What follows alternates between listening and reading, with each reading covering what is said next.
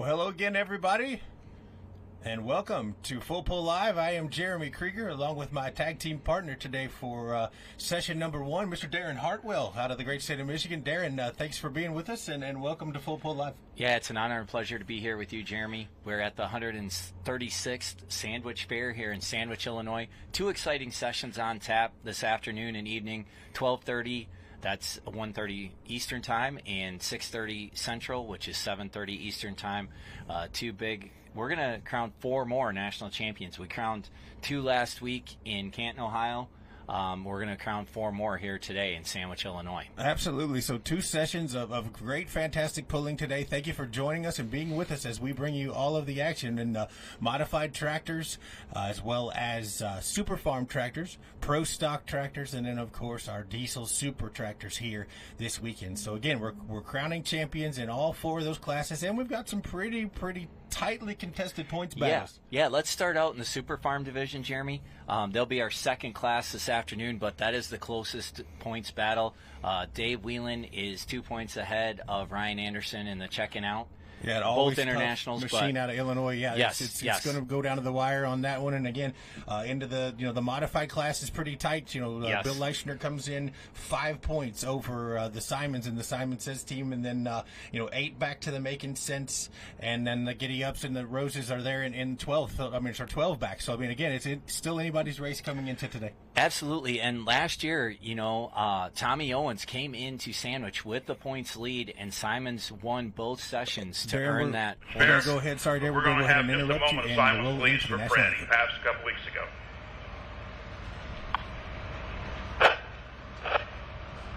Testing.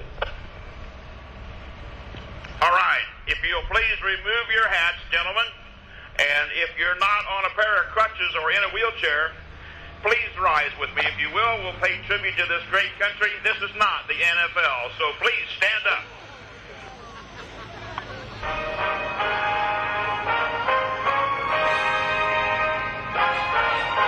That's Mr. Dave Hanson doing the anthem. I forgot. There he goes.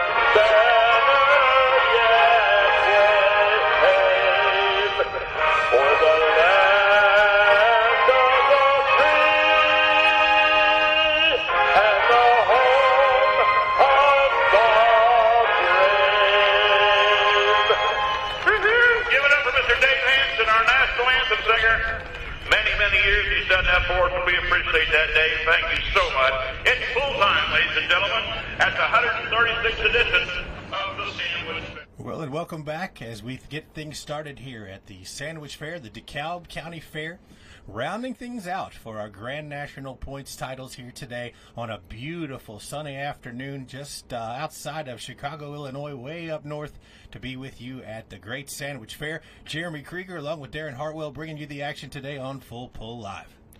Yes, and we're going to start off with our Newfields Ag Superstock Diesel Division on the infield track, and with our modifieds. Looks like we've got our first modified, Doug Christensen, Glencoe, Minnesota, with a Pack Rat 4 already fired and making his way to the track. Absolutely. So we are hustling, fans.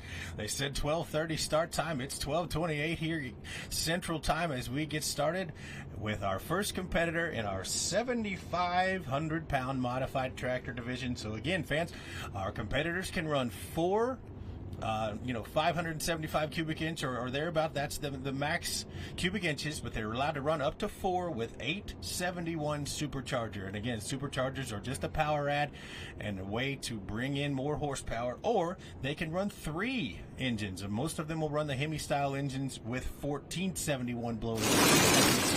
An alcohol funny car or an alcohol dragster or a super modified 2-wheel drive on our surface. So again, that bigger supercharger, they run a 30.5 by 32 tire and a 20-inch straw bar. So this class, Darren, has been going on since 1970, but this particular version of it has been going on since 1977. Over 90 different winners, and they are on their 10th event. So they'll run 10 events. This is number 9 of 10 in our 7,500-pound modified division. And up number 1 out of Glencoe, Minnesota, this will be Doug Christensen and that Pack Rat. And of course, the Christensens are very strong on the region side as well. Do a whole lot of region pulling, and I don't know how many Pack Rats there are, but I think there's 6 or 7 or 8. Yeah, there's up to at least number 7. I mean, when it comes to a 2-wheel drive regional show or a state show in Minnesota, the Christensen family makes up a large percentage of that. So always Absolutely. Good to see them out. It's good to see him here. So we're going to get started. He's our test puller. Here we go, fans. Not the start Doug Christensen was looking for. You could see that it was obviously one-wheeling. It was hopping. The tires were, you had a lot of twist in that tire, and just not the run that they were looking for. But being the test puller, they have the option to drop and come back either 6th or last. So. Absolutely, and I'd venture to say they'll go ahead and turn that down. And look at the twist there on the replay. Look at the flex. Look at Doug's head on those, the bars of the roll cage there. A tough ride for him. He looks to be okay as he takes the gloves off there. So I would venture to say we'll wait and get word, but I'd venture to say he will drop this pass and come back later on in the class as he is allowed to do that. He is our test puller, and he has the option to drop this and come back 6 or come back at the bottom. Or he could also come right back if he so chooses. But I would venture to say he'll probably turn this down and come back later. But we'll wait for our tech officials and track services to let us know that here. So. But we are also awaiting our other side. We're pulling 2 tracks here, Darren. So we're pulling our modifieds, and we're also going to be pulling our super stock diesels. As it looks like Kent Payne here, as we see him back on the, getting ready as he brings himself out onto the track here out of Petersburg, Indiana. He will be our number 1 puller here with that Super Rooster. Yes, your defending Grand National champion. Kent's been on the tour for a long time, building. Last year, finally broke through, and right here in Sandwich, clinched his first NTPA Grand National Championship. Well, he's a mechanic out of the Petersburg, Indiana area, which is right there along 74 as you head, across 465 out of Indy towards that Illinois state line. Petersburg sits right there, and again, a tough runner. Been pulling for over 40 years with this machine, and he is always a force to be reckoned with. Does a whole lot of work with data logging systems and all that kind of stuff. It gives them the data and the analytics that they need to make good tune-ups on these machines. There's a great look inside of those turbochargers and this Super Rooster. Yes, absolutely. Kent Payne also builds engines for competitors in our Super Farm class. We'll see Ryan Anderson out here later. Does a lot of work with Brian Elthorpe, the Nicky's Nightmare Super Semi, last year's Grand National Champion in that division as well. So the Super Rooster Motorsports team does a lot of work and, very successful organization there in Petersburg, Indiana. And Kent and Sandy are great people as well. Absolutely. 8,000 pounds. Maximum weight with the driver, 540 cubic inches. They can run up to 4 turbochargers, fans. Again, turbochargers are nothing more than an exhaust-driven air compressor and 3 pressure stages. They run a 30.5 by 32 tire, and they are always fun.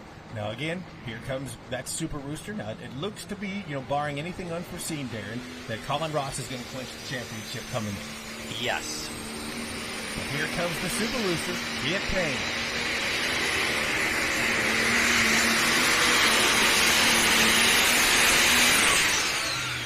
Good run for our test puller, Kent Payne, and that international known as the Super Rooster out of the Hoosier State. He will be our test puller. We'll wait for tech officials to advise us if he's going to take that pass or not. And it looks to me like maybe we might be able to see it here live on camera. Let's see if we can get a thumbs up or thumbs down from our tech official here. What will he do? I would assume, Jeremy, I didn't see anything wrong with that pass, so I would assume he'll take that, but we'll wait official word. Especially with 2 hooks in the same day here. Kent comes in 4th place in Grand National points. As you said, Colin Ross is the points leader in our Newfields Ag Diesel Superstock class. He is up by 38 points, which is a pretty sizable lead. The way our point structure works, you get 15 points for showing up at the event and another 15 points for winning.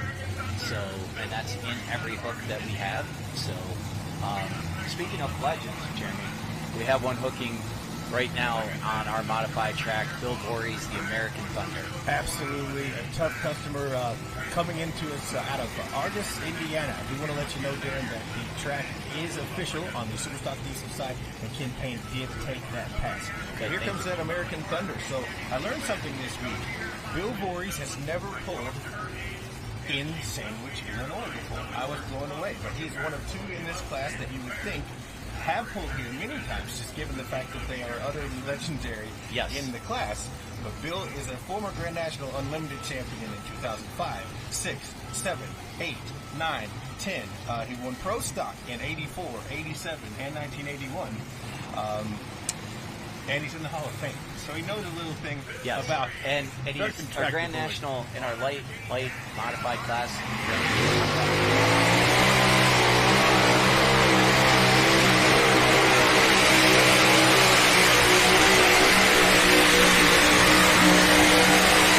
But I think that dog will run. Good, strong run. It looked like it was going to take him off to the right there just in the beginning.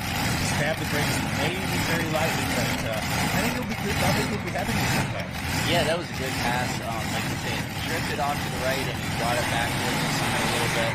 But Bill Voorhees, great to see him back. He is back out on the tour in the light mod and the modified this year. Just awesome to have Bill back. That was a true legend in the sport. Absolutely. It was a really strong run for that machine to get us started. American Thunder coming to us out of the state, Argus, Indiana. We'd like to let you know how they fared as we get ready for our next competitor over on the Superstock Diesel side. Let's go back to the movie state. In Indiana-based machine. That's Steve Burge. Steve and Butch and John, the partners on this tractor, the lock and load. Oh, let's look at Bill Voorhees. 326.315. 326.315 going to take the lead, set the mark to beat. And I would assume, Jeremy, he'll take that. In our class, looks like we have 15 modifieds here this afternoon, so a big class of mods. Oh, yeah, he's going to be delighted with that pass. I don't think there's any doubt about it. Both tracks are official, so 326 and 31 for Bill Voorhees, and he is currently in the lead as we get ready for that lock and load. So Steve Burge comes to us about 85 miles east of Indianapolis and really close over there to the Ohio state line in Lynn, Indiana. And he was a Grand National champion in 2014 and in 2015 with this lock and load machine. A tough runner wherever he goes, and we will see here what he's got up his sleeve with this lock and load machine. A mark to beat is 309 and 46.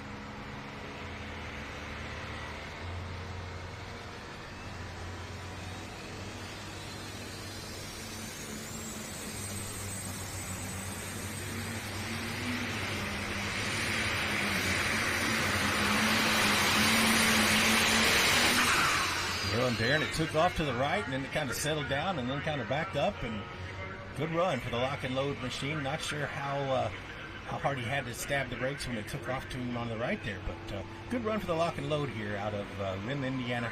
We'll mark the distance for Steve Burge. And he needed better than 309 and 46 to take the lead, and he goes 303.18. 303.18. 303 feet and 18 for the lock and load of Steve Burge. Up next over on the modified side should be Jeff Rose out of Glencoe, Minnesota, with the Giddy-Up machine. Jeff normally does the driving in the modified division. They'll run 3 engines here in the mod class, and then they'll add another fourth engine for the Unlimited class, and his dad, Ricky, normally does the driving in the Unlimited class. It's always interesting for me to watch the Rose family wherever they go, because it's like a well-orchestrated ballet. In between classes, you've got the big hydrolifts and all of the heavy equipment that'll go over there, telehandlers, pull one engine out of the trailer and take one off of the rails, put another one in here, and it's they can tear it down and put it back together in about an hour and a half in between sessions, and it's always something really cool to watch if you never have seen it. But again, we are in the 3-motor combination. A good strong view here. Take a look at that shot of the Giddy Up for the Rose Motorsports team coming to us out of the great state of Minnesota. Glencoe, Minnesota, just outside of Minneapolis, southwest about 50 miles. And this is, of course, Jeff Rose. So you've got 3 engines running those big 1471 setback superchargers with this machine known as Giddy Up. Tough runners wherever they go. And that, I don't know if you've seen the new hauler, but wow. Yeah, it's beautiful. It's gorgeous. Yeah. I hadn't International seen it. Lone Star tractor. I hadn't seen it until up here hauler. this weekend. It is absolutely gorgeous. So, again, the Rose family ready to do battle here in Sandwich, Illinois. Session 1, full pull live. Jeremy Krieger, Darren Hartwell along with you. And we are going to crown some champions this weekend here in Sandwich, Illinois. Here comes Jeff Rose.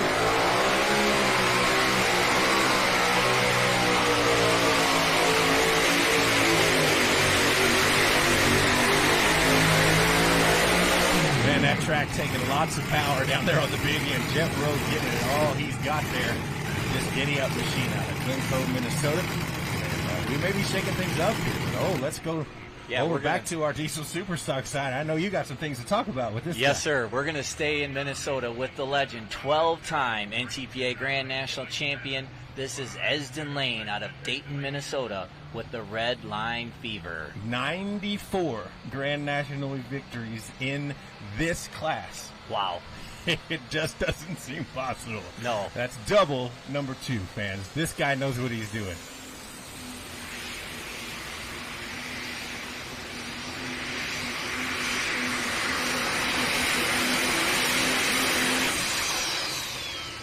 It looks like the King of Smoke making a bid to take over the lead.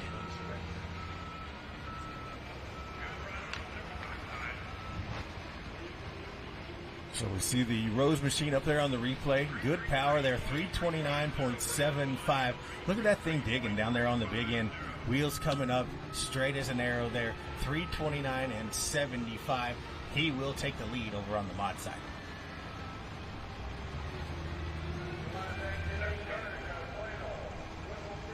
So Giddy Up, 329.75 is the lead.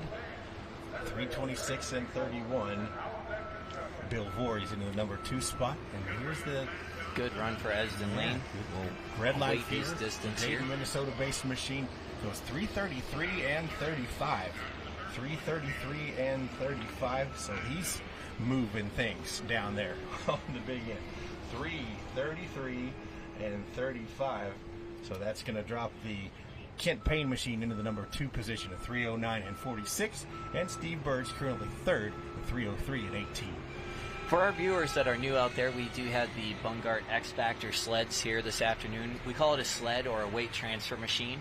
And the way that works, where it says X-Factor as you're looking at that, that's what we call the weight box. And that box will move forward on the rails of the sled, and it will transfer the weight off of the wheels onto the pan, creating more friction and making it harder to pull. Yeah, so let's talk a little bit about that. So the weight transfer machine, as it sits empty, is somewhere around 30 to 35,000 pounds, and you've got 3 main components of the machine. So you've got the skid pan that runs down along the track, and then you've got the frame, the drivetrain assembly, which is the middle component, and then you've got that weight box that sits up on top, as Darren said, and we can load in upwards of 10 2,000-pound suitcase weights into those rails upstairs in that box. So as the vehicle accelerates down the track around the 150 or 200 mark, you'll notice that weight box will start to trip up, and then when it does, it'll drop that pan down into the ground. And on the other side of that pan, we have what we call killers or grouser bars that are actually iron bars that are going to dig into the dirt and stop that vehicle. So I would venture to say somewhere around, I don't know, we're probably in between the 44 and 46,000 pounds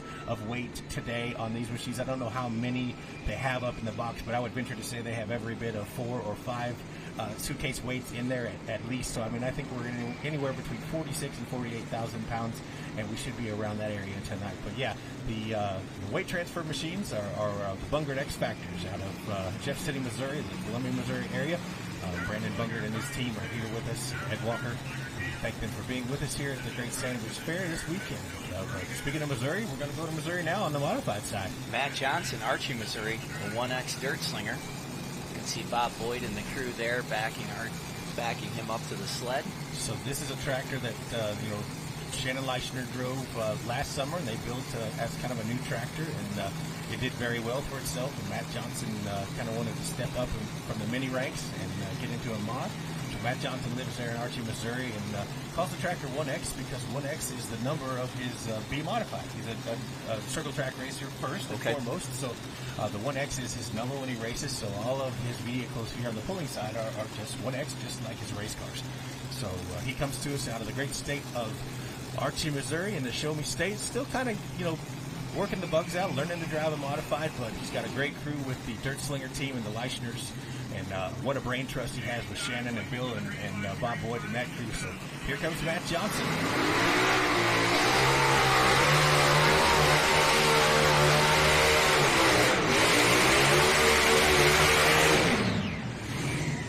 Well, and again, kind of learning the power. You go from 1 with a mini to 4. And so you'll get better as time goes by. Just take him to the right. Again, fans, for those of you who are new and just joined us, like when the front wheels are off the ground, you've got to steer this tractor with the brakes. So that's what Matt was doing to try to keep it within those chalk lines. You got to keep it inside those boundary lines, the chalk. You go across it, and kind of get disqualified. So 262 and 12, but watch it take off there. He did a great job of reeling it back in. But when you do that, you stab on the brakes. You really lose your momentum. Unfortunately, you keep it in bounds. You lost a lot of that forward momentum.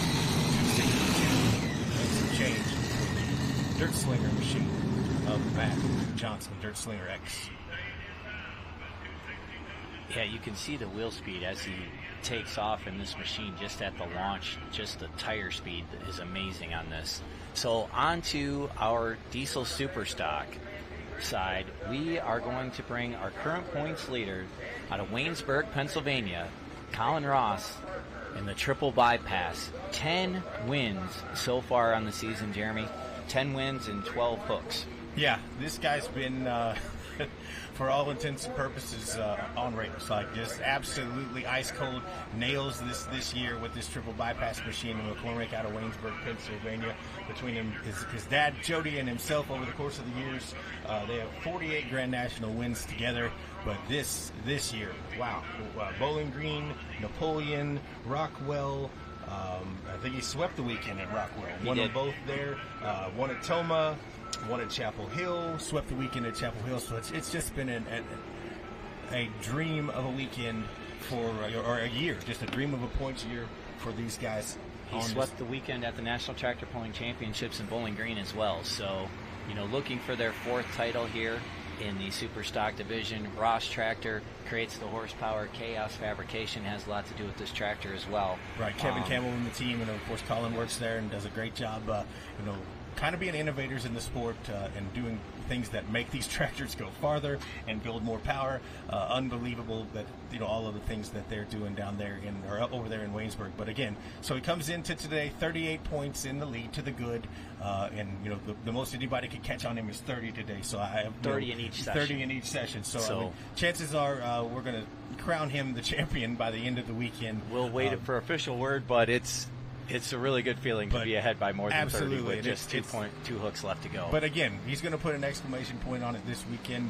And I want to let you know, Darren, getting notes from Tech Services, Brandon Hunt is a scratch. Okay, thank you.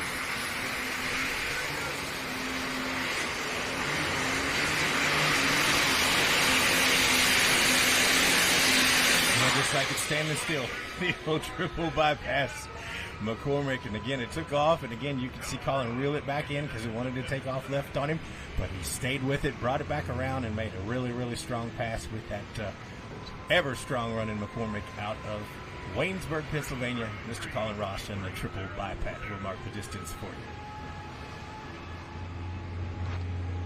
Yeah, up 333.300. Wow, we talk about close distances, Jeremy. Esden Lane is in the lead at 333.350. Wow. So you talk about by the hair of your chinny chin. But again, Colin just needs to be in the hunt. Like I said, yes. he doesn't have to go out and win it if he can't. But again, that's by the hair of his chinny chin right behind there in the number 2 spot. So the King of Smoke still in the lead at 333 and 35. But Colin, a pretty respectable second right now at 333 and 30. Let's go to Golden Gate, Illinois. They're right off 64, almost just on the other side of the Illinois line, not far from the Fairfield, Illinois area. If you've ever been that way, just west of Evansville, Indiana. For the Bunnage family. And the Bunnages have been around for many, many years.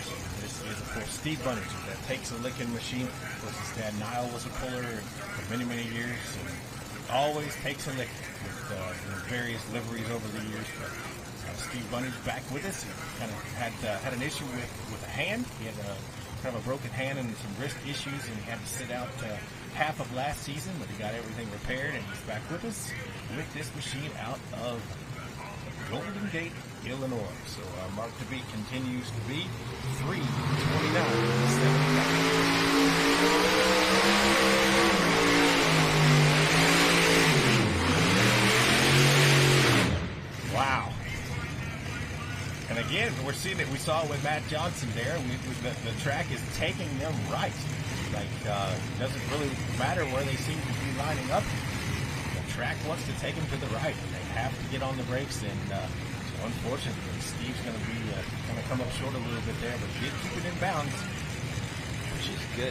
I mean, we need those precious points at the end of the season. So watch it take it. Look, just here it goes. I mean, he's already on the brake. You can tell. It just keeps taking him that way. And it's not straightening out. It's not straightening out. It's not straightening out. And there it finally starts to a little bit. But by that time, he's got to shut her down and get out of the throttle to keep from hitting the chop. 264 and 16. Mark the distance at 264 and 16. Going to put him in the number 3 position. Over on our Diesel Super Stock side, we've got Ken Rackner from Emerald, Wisconsin. Yeah, you can see, Jeremy, right away, it just turns hard right. I mean, right out of the gate for Steve Bunnage. Unfortunate. And that's very reminiscent of what, like what we saw with Matt Johnson. It's just a situation where the tractor just goes to the right on it. So the full field rundown, the giddy up, 329 and 75. Bill Voorhees in the number 2 spot, 326 and 31. Takes a licking at 264 and 16, and the 1X Dirt Slinger, 262 and 12. As we get ready for Ken Rackner and the Long Haul Harvester coming to us out of Emerald, Wisconsin, just 60 miles or so from Minneapolis, Minnesota, in the western portion of Wisconsin. Yeah, it has a win on the regional national circuit up in Anoka, Minnesota, and some 5th in Toma to start the season. So when Ken Rackner makes his appearances on the Grand National Tour, always very competitive. Well, that's a pretty tractor, no question about it. Beautiful machine. I don't see it a lot down in on my side of the river, but it is absolutely a beautiful piece out of Emerald, Wisconsin. So our mark to beat continues to be 3:33 and 35. Kick of Smoke showing the way here with that Red Line Fever out of Dayton, Minnesota.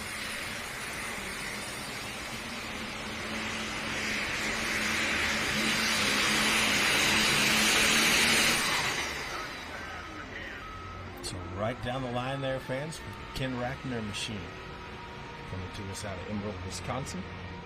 So first and second are currently separated by 5/8 of an inch.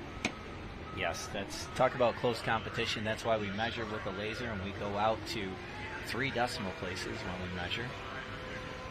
We have to thank our resident statistician, John Dunlap, who's also a math major. Yes. And a very good mathematician for doing the math in his head, so I don't have to.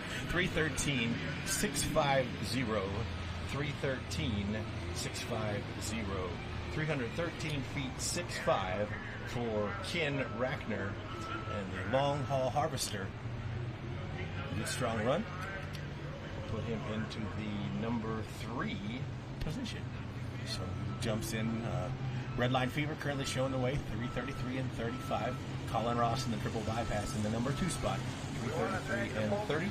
And Ken Rackner in the number 3 position, 313 and 65. So up next on our modified side of things, this looks like it could be Brett Bird. The Ranked seed moneymaker, Farmington, Minnesota. 6-time Grand National Here's champion. another one that needs no explanation. No, really. no. Brett Bird pulled on the Superstock diesel class for many, many years and then moved into the modified ranks. Now, here's an interesting fact as we move into next weekend, Jeremy. The most wins in Enderley pull-off history, Brett Bird. This guy right here. Brett Bird, yes. So the Enderley pull-off is next weekend, folks. Make sure you tune in, 5 Eastern for the regional show.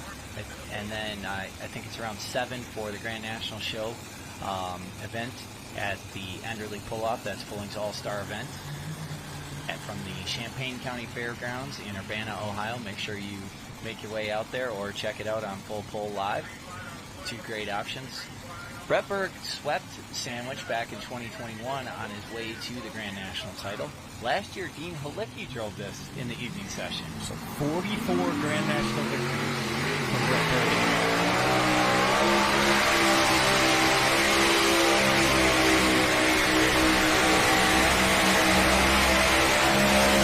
I think Brett Berg's going to take over the lead, Jeremy. I don't think there's any doubt about it. Yeah.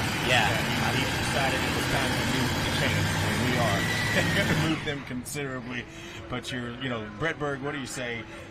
Grand National leader, Grand National winner, 11, 12, 16, 19, 21, and 22.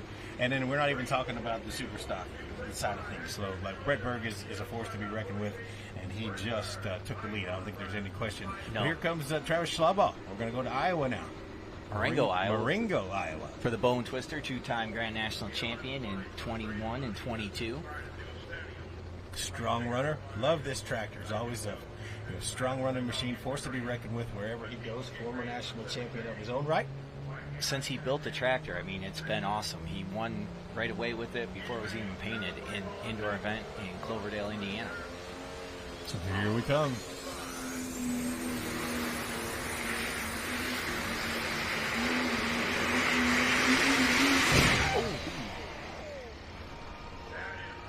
Well, unfortunately, fans. Oh, wow. A catastrophic explosion.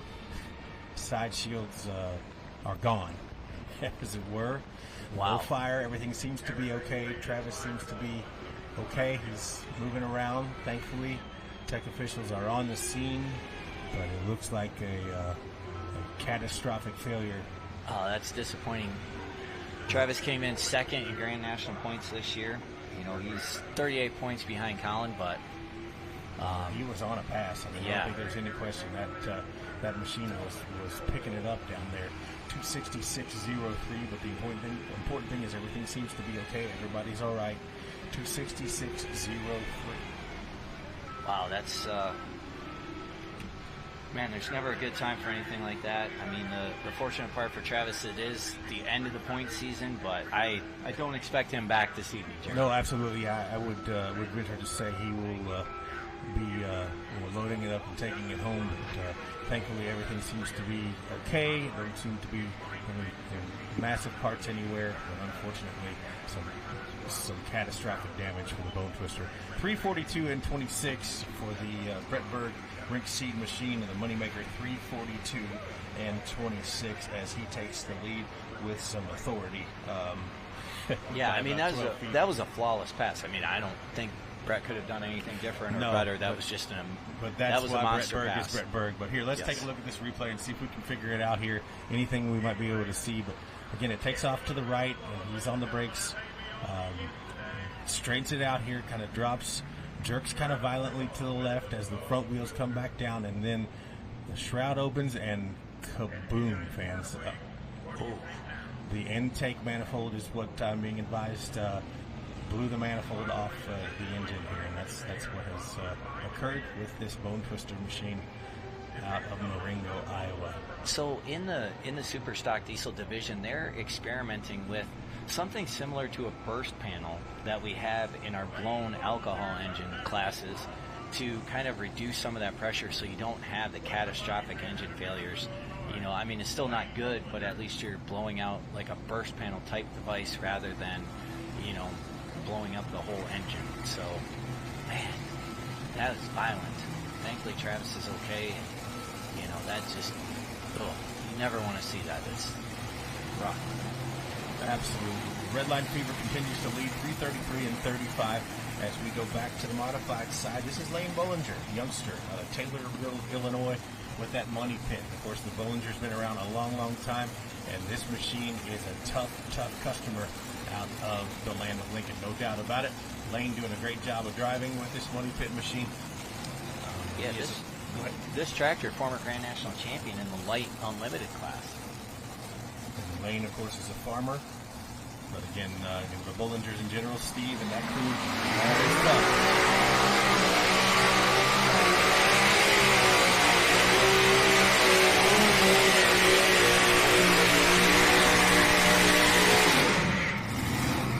Good run for the money pit. Lane Bollinger down there on the big end, making good power. I don't think he quite caught.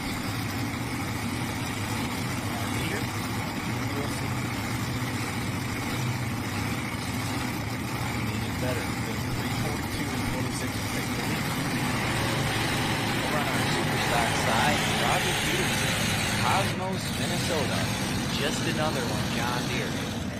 The only John Deere that we have in the diesel superstock class here today.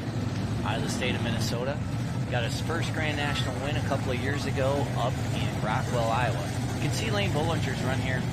Right at the launch, the front end got really high, and he was able to tame it back down. 315 and 88. 315 and 88. Going to put him in fourth place for the moment.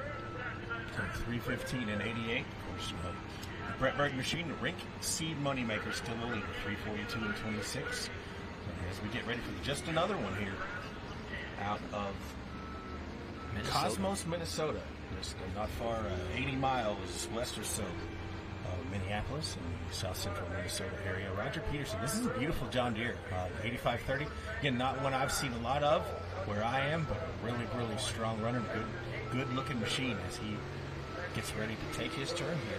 Session number 1 of the Great Sandwich Fair, the DeKalb County Fair, here in Sandwich, Illinois. Jeremy Cregan and Darren Hartwell bringing the action on full pull.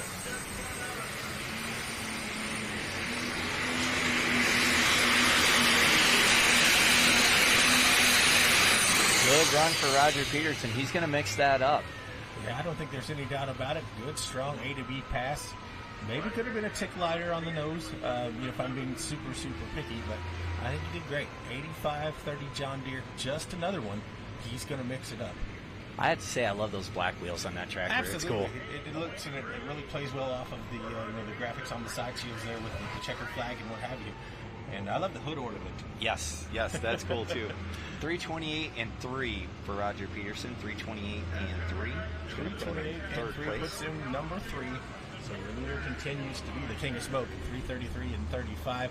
Colin Ross in the number 2 position, 333.30, and Roger Peterson in the number 3 spot now, 328 and 30. So this is just our first of 2 sessions today. So we have this one going now, and then our second session starts at 6:30 Central, so 7:30 Eastern. So make your way out here if you're in the area. Within a drive, it's a beautiful day. Just grab a sweatshirt. The wind's blowing a little bit, but bright sunshine, and grab a sweatshirt and make your way to Sandwich. If not, join us here on Full Pull Live. I mean, it's a great day to do that as well. Absolutely. And again, we'll bring you all the action this afternoon, and then, of course, we'll go into the countdown to pull time this evening, and we'll have another session for you at around 6:30. So let's see for the time. This is Joe Fintak, North Collins, New York, the North American Modified. Now, Jeremy, North Collins, New York, I'm going to ask you a trivia question. Yes. Do you know what North Collins, New York is famous for? I do. Joe Ader. Joe Ader is part of it, yes. And they will be changing the road signs outside of the little hamlet of Langford to say home of 9-time Grand National Champion Joe Ader. But what else? What else is it famous for? What else is Langford, New York, a hamlet inside of North Collins, is the home of the oldest tractor pull in North America. Okay. It started in 1946. It's the first weekend in August, and the Langford, New Oregon Fire Department puts on a tractor pull there, and Now, they've that's been a show doing it. you announce or have announced. I have in the past, yes. This is Joe Fintak from North Collins.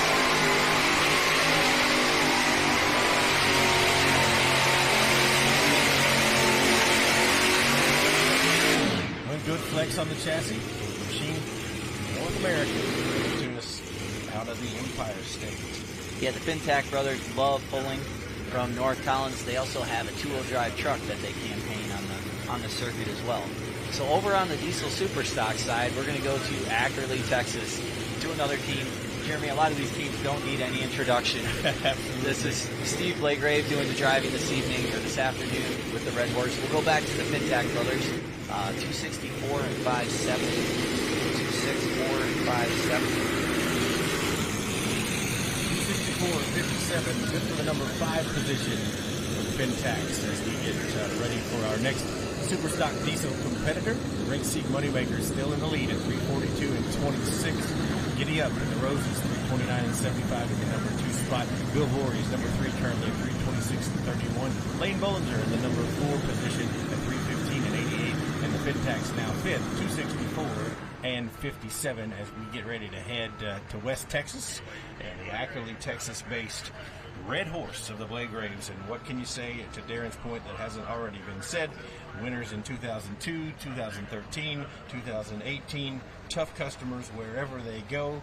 And Ackerley, Texas fan sits 315 miles from Dallas. So you got to drive.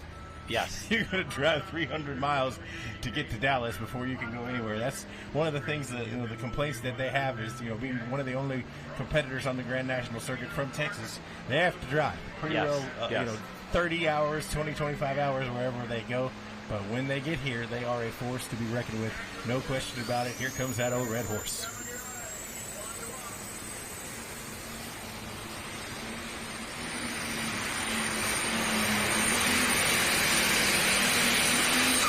Blagrave with the Red Horse, trying to mix up the order in our Newfields Ag Diesel Superstock class. The King of Smoke, Esden Lane, Dayton, Minnesota, with the Red Line Fever, continues to lead at 333 and 35. Colin Ross, 333.30. As Jeremy said, 5/8 of an inch separating first and second. It's an eyelash, it's a frog hair, it's whatever you want to call it. But it is, we are very competitive here today in that 333 foot ranks. But let's see. Here we go. 338.3. So this is going to move the number 3 position from 328.30, Roger Peterson, to 330.83. So the Blagraves cracked the top 3 and hit the podium with that pass on this Red Horse machine out of the Lone Star State. Just one to go. Joe Degenhardt, Norwalk, Wisconsin, with the Degenhardt machine. Some new sheet metal on the Degenhardt machine this year. And they went to that International 88 Series sheet metal.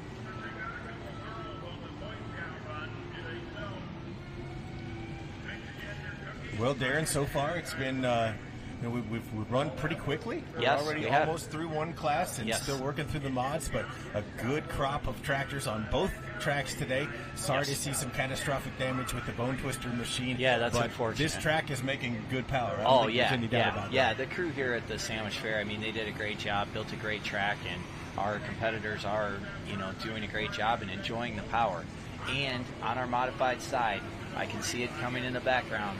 The Dirt Slinger out of Weldon, Illinois, Bill Leichner, chasing his first NTPA Grand National Championship. And that blows my mind. Like I was shocked by this too. I think we did the same research. Yeah, as popular as Leichner is in other circles and in other state organizations and in other sanctioning bodies, he's been around for many years. Yes. He's won on the national level. He's won on the regional level. Yes. He just has never won on the grand national level with the NTPA, and I did not know that until I started working on this weekend's homework. So, and again, coming into this weekend, leading the points by just a small margin with this Dirt Slinger machine. So they've got to string two of them together very tightly here.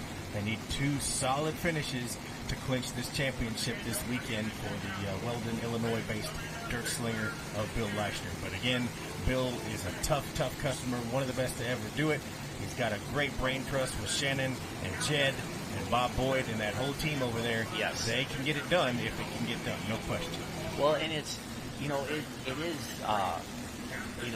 Sandwich presents its own challenge with two hooks in the same day. Right. We're hooking now in the afternoon. We have another hook in just a few hours. Absolutely, and as the day goes along and the sun goes down, track conditions are going to change. So Yes. It's going to get tricky. Yes. What are you going to do for your setup? How do you go from A to B from this afternoon to this evening? What do you change? What do you work on?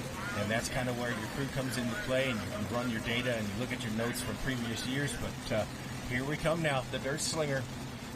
The mark to beat continues to be 3:42 and 26. Oh, yeah. Wow. Yes, fans. I think Bill Leichner has a championship on his mind. He does. There's He any does. question about it. Those big V-top tires digging on the big end. Good, strong run. From Fast Sprayers and Suits Ag Services, Dirt Slinger, non-secondary equipment, and all the people that help them. They've got to be, just take a look at what that looks like. A pretty solid pass. They mark the distance, but I think he's close. He didn't.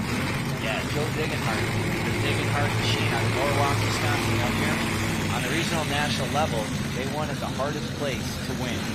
They won their hometown pole in Norwalk, Wisconsin a few weeks ago. How about 347.65 for Bill Leichner? 347.65. 347 feet 65. We have a new leader, and that's going to put Brett Berg into the number 2 position.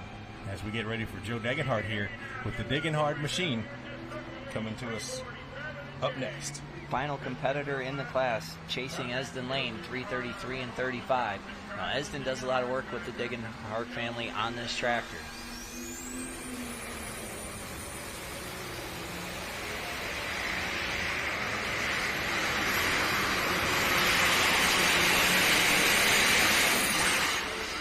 Right there for the Degenhardt machine, Joe Degenhardt, and just like that, we are through our diesel super stocks already. We're rocking and rolling here, fans. We are. We're moving very quickly here in Sandwich, Illinois, which is always fun. When you can move quickly and get some, even with the catastrophic failure that unfortunately Travis Schlaubaugh incurred, we're still able to keep things moving along at a good pace here and, having fun. So let's look at the replay here with that Degenhardt machine. 316 and 24.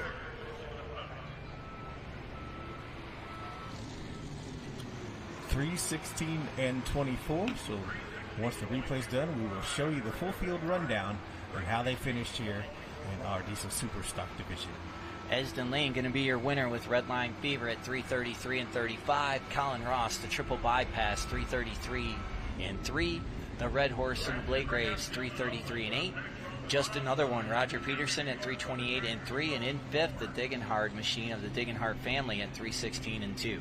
Long Haul Harvester was number 6, 313 and 65. Kent Payne in the Super Rooster, 309 and 46. Steve Burge, number 8, the 303 and 18. And the Bone Twister rounding us out today, 266.03. And that is how they finished here, fans, in session number 1 of our flight of Superstock Diesels here at the Great Sandwich Fair. You are watching Full Pull Live. Jeremy Krieger and Darren Hartwell along with you, bringing you the action in the first session of 2 for the super farms, the pro stocks, the diesel super stocks, as well as our modified tractors.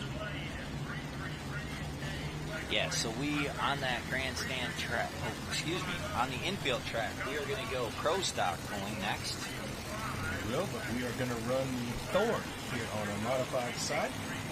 And that'll be the Montgomery, New York-based machine of Dylan Owens.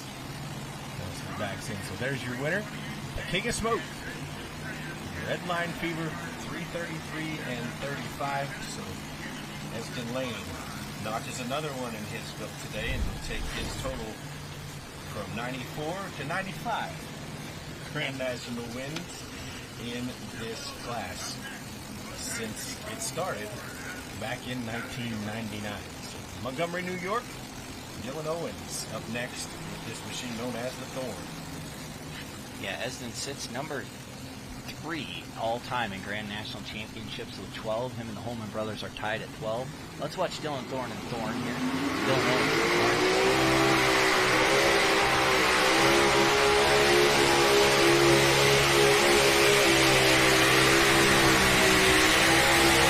Well, good run for that Thorn machine. Making big horsepower out of the Empire State.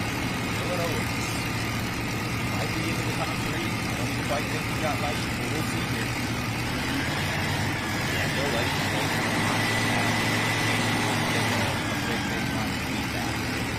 Would not surprise me if this pass 47-inch wheel 42 is number 2 currently. I would bet. Okay, so I was wrong. 360.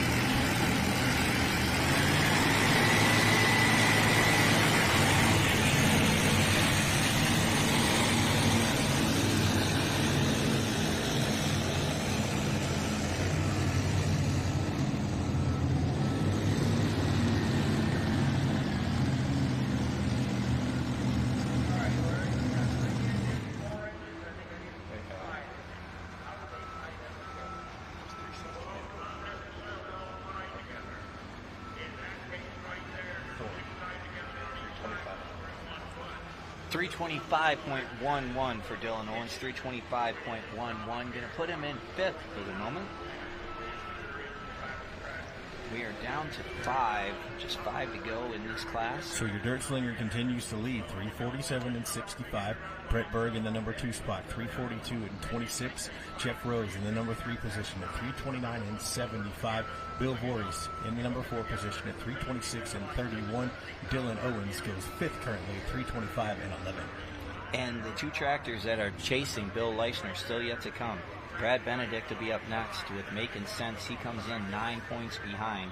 And then Brandon Simon will follow. Brandon Simon 5 points behind. Brandon Simon won both hooks at the National Tractor Pulling Championships in Bowling Green, Ohio, to pull within 5 points of Bill Leishner and the Dirt Slinger. Brandon Simon won both hooks here last year to win that Grand National title. So they made a late season push. You can't count them out. I mean, No. they're tough in everything they do. They're tough in pro stock. They're tough in light unlimiteds. They're tough in mod. They are here to play, no question about it. Yes. And it's not over till it's over as far as the Simons are concerned. And we've watched Brandon do this many times. And we'll see if he can do it this weekend here at the Great Sandwich Fair.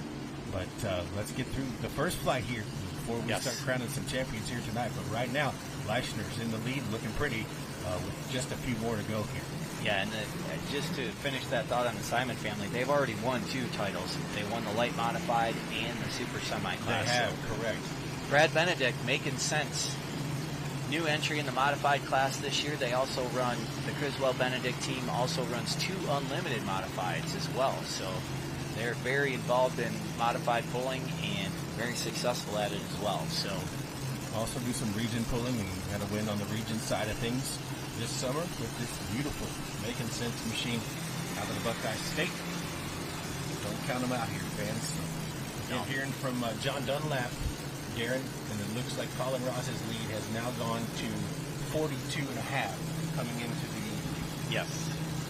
So, And I think he's registered for the evening. yes. So Which is a good sign. I think as long as he's here, we might be talking about championship implications with that triple bypass a little bit later. But for now, we're talking about Making Sense. Criswell Benedict team. Trying to go farther than 3:47 and 6.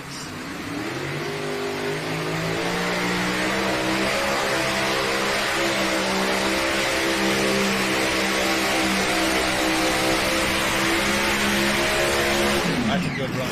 Yes, it is. That's a good run for Brad Benedict. Shuts it off right there.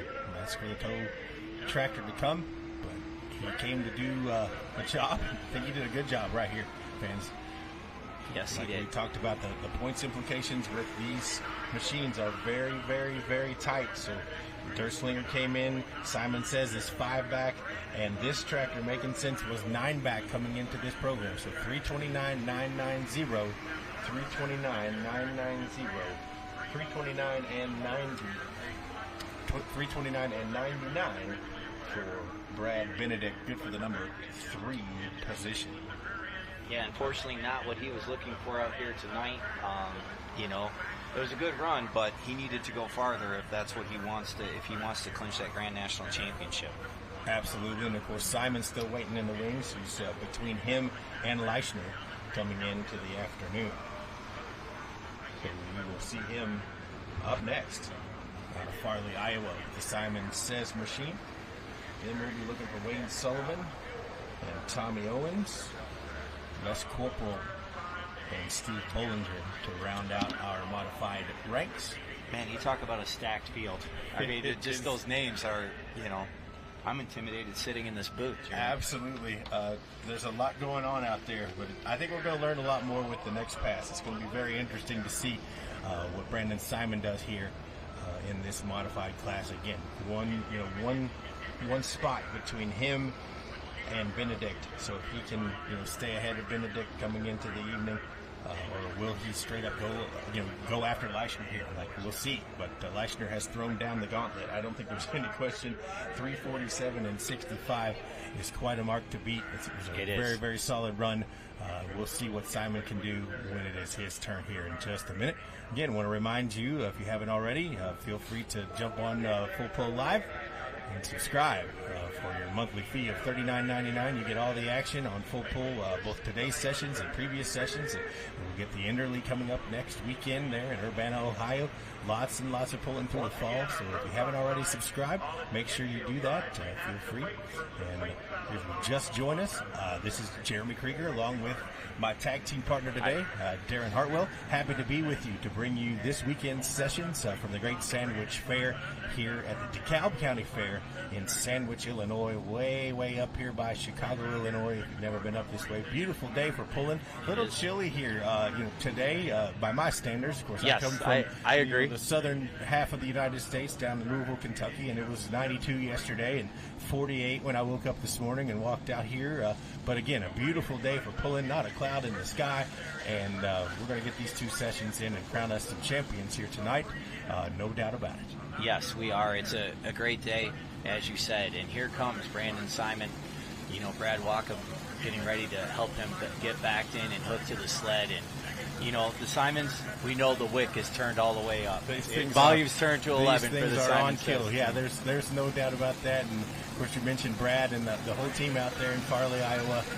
Brad is the hired gun to keep these machines in tip-top shape. And for a fact that he's tuned them up and he has got them laser sharp and focused and ready to go on this Simon Says machine. So again, we come in, we talk about points implications, and Brandon comes in here 5 points behind Leichner with a session to go. Leichner is currently in the lead, and Criswell and Benedict are currently third. Brett Berg is in the number 2 position currently. So we'll see what Brandon Simon does here with this. Simon Says out of Farley, Iowa, he needs better than 3:47.65 to go to the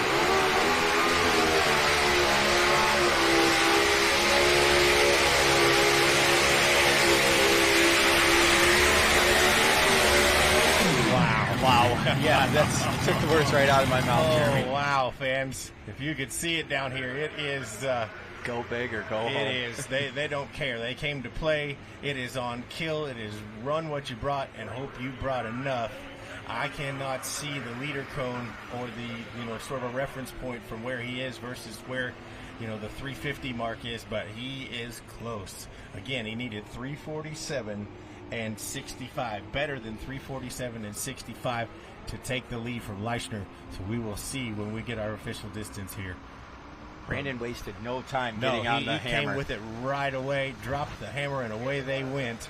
Those butterflies wide open. Brandon kind of steers it just a little bit, and then watch those wheels just get straight, and away he went. 339 and 65. 339 and 65. So that works out well for Bill Leischner because Brett Berg is in between them. So that picks him up even another point. So he would be, if things finish the way they are right now, Bill Leischner would pick up 2 points to go up 7 points going into the evening session. And not what Benedict wanted to see there, for sure. No. But the Dirt Slinger currently still in the lead, 347 and 65. Brett Berg in the number 2 spot, 342 and 26. And then the 339 and 65 of Brandon Simon. As we get ready for Wayne Sullivan. Papa Wayne still hasn't taken his turn. No, he hasn't. Another legend. An absolute legend who has never pulled at Sandwich, Illinois. This is another one who has come here this weekend. I had a conversation with Donnie and with Papa Wayne, and this is one of those that they have never pulled at. The same with Bill Voice. As long as those guys have been pulling in mods, you would think, hey, Sandwich, Illinois is a place we've been to, but it's a brand new stop for them on the tour, and they have never, ever hooked here. So I know Wayne is ready to make a pass. Of course, Donnie and Steve Grouse and the whole bunch are here, and they're going to be on kill too. I don't think there's any question about that. The Kentuckian is ready to make a pass here in Sandwich, Illinois. Yeah, I mean, here we are. This is the last pull of the year. So, especially if you're not qualified for the Enderley, we have the Enderley next weekend, right, and then nothing until the National Farm Machinery Show in Louisville. So it is go big, at least on the Grand National or, big national events. We have some region events and things like that, but for Grand National points, this is it until, next spring. So go big or go home. You do have time to make some adjustments and make, you're probably going to fresh your motors, freshen everything up and do your maintenance, but, I mean, you can go big here. Absolutely, and I'm going to stop you right there, Mr. Hartwell. We just got to talk about the way you pronounced my hometown. Louisville? Now you said it right. Now it's right. Louisville is right. Louisville is not right. Louisville. If you say Louisville, I'll know you're not from there. Louisville. Louisville. Louisville, Kentucky is okay. what we're talking about. All right, and I will tell you too, on the regional circuit, it's Charlotte, Michigan. That's right. I knew that. Yes, sir. I knew that, and it's one of those that's along with Lafayette, Tennessee. You taught me that too, Jeremy. Thank you. There's one that it's not Lafayette and it's not Lafayette. They call it Lafayette. Don't ask me how I learned. You taught me that, and when I've seen that on sheets, I'm like, that's Lafayette. It's Lafayette. Yeah, mark that one as Lafayette. But no, I'm just in Louisville. Just busting your chops. Louisville is where the National Farm Machinery Show is, and people are like, are you going to Louisville? No, nope, not Louisville. That's in Ohio.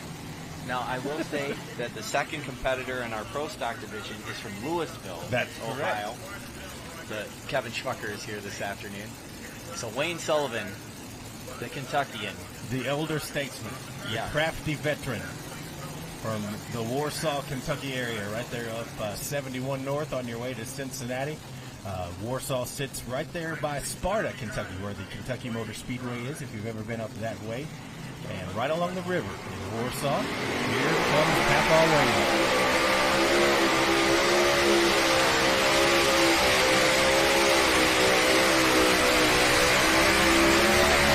Good run for the Kentuckian. Not bad for his first trip to Sandwich. He'll be happy with that pass. Definitely good run for the Kentuckian. Of course, the Sullivan's legends in the sport, innovators, among the first ever to build a two-wheel drive way back in the late 1970s. Wayne's dad, Hansel, is also a puller. And a big memorial pull for him, the Hansel Sullivan Memorial at the late May, early June. 324 and 81. 324 and 81. 324 and 81 for Wayne Sullivan. Optima Batteries, Kentucky and Warsaw. guess we're holding on pro stock until we finish the mods here. It would appear. Yes, it looks that way. So 347 and 65, currently the lead. 342 and 26, Brett Berge, the number 2 spot. Brandon Simon, the number 3 spot. 339 and 69. 329 and 99, the Making Sense Machine of Brad Benedict, number 4. Giddy Up and Jeff Rose, 329 and 75. Bill Voorhees, number 6 in the American Thunder, 326 and 31. Dylan Rose of the Thorn is currently in the 7th spot, 325 and 11. The Kentuckian with Wayne Sullivan sits 8th at 324 and 81. Lane Bollinger in the Money Pit, 315 and 88. And the Fintax North American out of North College, New York, currently sit number 10 at 264 and 57. So that's where they stand currently with 3 to go over here on our modified side of things. And then don't forget, fans, we still have pro stock pulling and Super Farms. Super Farms. Now that Super Farm, that is a close points race as well. Absolutely. Dave Whelan comes in 2 points ahead of the checking out machine of Ryan Anderson right, from so Hoopston, Illinois. Michigan versus Illinois, Tipton, Michigan versus Hoopston, Illinois, and we'll talk a little bit about those championship implications as we get into the Super Farm race. But we've got some mods to finish. But yes. So Darren, for those of our listeners and viewers who don't know you personally, but talk a little bit about where you're from and what kind of how where do you live? I know you live in Michigan. Yes. So I live in the thumb of Michigan. Been a pulling fan my entire life, and then started helping out on a crew for a 4-wheel drive team close to home, the Foster Motorsports team. Right, so Fairgrove is not far from you? Yes, Fairgrove is my hometown. Okay, that's where you live. Okay, the Navy Bean capital of the world. Fantastic. We had the 78th Michigan Bean Festival in Fairgrove over Labor Day weekend, so beautiful part of the thumb, very flat farmland, and not many trees. That's probably why it was called Fairgrove. Sure. There was a grove of trees there. Absolutely. What a beautiful area in Michigan. Wrote for the Puller magazine when that was a thing. I did a lot of that for over 15 years, and then through that started announcing, and now I get to host this Full Pull Live with you, Jeremy. So, well, it's been a delight so far, and we've got a lot left to broadcast and bring the fans both this afternoon and the evening. But I think it's always important for some local color. People are out there listening to us. Who are these? So guys? tell us about yourself, Jeremy. Well, I come from, I grew up in a little town called Floyd Knobs, Indiana. Well, I lived in Greenville, Indiana, just on the other side of Louisville, Kentucky. My father, of course, is Butch Krieger, who was the announcer extraordinaire, a legend in our sport, and the voice of the National Farm Machinery Show for 40-plus years. Miles Krieger, who is also a very accomplished announcer in his own right, is my little brother. So we kind of grew up doing this over the course of my life. Most dads take their kids hunting or fishing or whatever, but we were at a tractor pull or a drag race or a dirt lake mile event. That's how we did it. So here comes the Roses, Ramblin' Rose.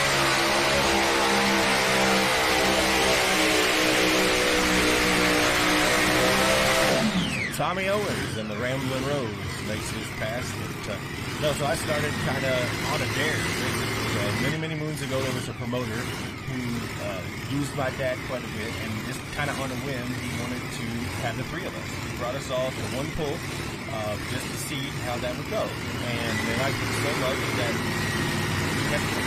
So we would kind of bill ourselves as a package deal and go wherever we could go together. And then over the course of time, we started kind of building our own books. So Miles has his, and I have mine. And of course, my father was quite an accomplished announcer when he was here. 313 and 22. 313 and 22. 313 and 22 for the Ramblin' Rose in the Montgomery, New York-based Tommy Owens in the number 10 position with 2 to go. So yeah, I think we both get it honest, and I think it goes without saying that we were kind of eaten up with truck and tractor pulling. Yes, that's kind of why we've been chosen to kind of be in the situations that we're in, and it's super fun to be broadcasting live to the folks on Full Pull Live. Again, Jeremy Krieger, Darren Hartwell, my tag team partner here today at the Great Sandwich Fair in Sandwich, Illinois, on a beautiful Saturday afternoon for session number 1 of 2.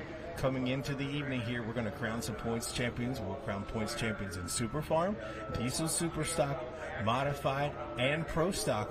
But this is sort of the prelims, or working out all of the jitters and kind of tightening things up tonight to see who the players are, and we're going to crown some champions as the evening goes along. But we are already through our first flight of diesel supers. We're almost done with the mods, and then we have pro stocks and super farms to go, and then we will take a break and come back with you later on this afternoon and the evening for our session number 2 here of the DeKalb County Fair in Sandwich, Illinois, on a beautiful, beautiful fall weekend. Early fall, I guess. I mean, it's late summer, early fall. Yes. Things are starting to change. It feels like fall here today. Yeah, it feels like fall today. The leaves are kind of starting to change color on the way up here this weekend. But yeah, cold, cold, cold by my standards. About less than 50 degrees in the 40s today. Glad I brought a hoodie and a light jacket to walk the grounds this morning and kind of make my rounds and have some conversations. But yes, we are here in Sandwich, Illinois, and we're delighted you're with us on Full Pull Live. Thank you for being here.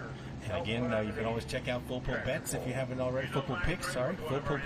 Make sure you get your picks in.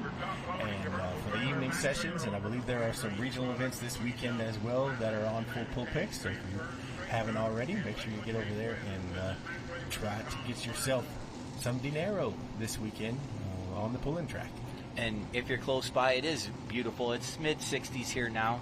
So in this evening, just bring a hoodie or a jacket and come on out if you're close by to Sandwich, Illinois. Beautiful fair, Jeremy. This is a huge Absolutely, fair. Yeah, very nice fair. And somebody told me it was among the largest fairs in the state. I have not, like I say, I haven't been to a lot of fairs in Illinois, but this one is really nice. I had the opportunity to kind of walk around and look at all the exhibits and lots of different food options here. They had a nice band playing yesterday when I was out and about taking a look at things. Big concert here last night as well. Riley Green. Riley Green was here.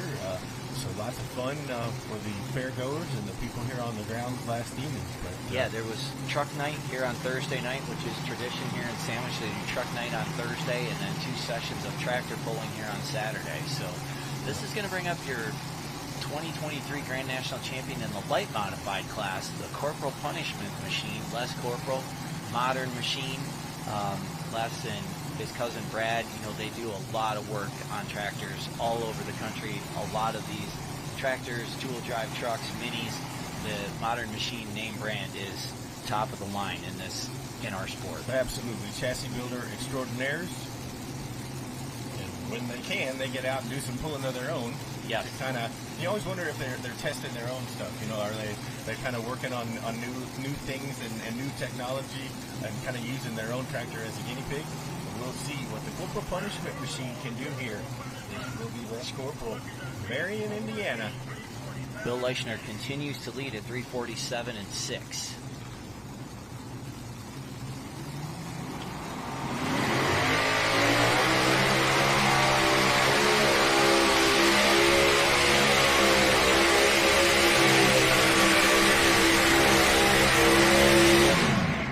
Looked like Les tried to cross-track that. Yep. You saw him start over on the left-hand sideline, and you can see on your screen he ends up over here on the right-hand sideline. That's what we call cross-tracking. And sometimes the Vanner brothers, they were famous for that, especially on horse tracks. Sometimes you can ride that, just the contour of the ground, and cross-track it. And most of our tracks now are really pulling on flat tracks, but still the cross-track is a very effective means of getting to the top here at the Sandwich Fair. We'll see what the distance is for Les Corporal. Again, as Darren was saying, watch it come at you here. 321 and 02 kind of starts just left of center and brings it to the right ever so slightly. And you can see those tracks of the weight transfer machine as he brings it from right to left. 321 and 02. Jeremy, so we're going to crown champions here this evening, right? Our first 2 classes, the people that are the points leaders, Colin Ross finished second and, did really, really well. Right.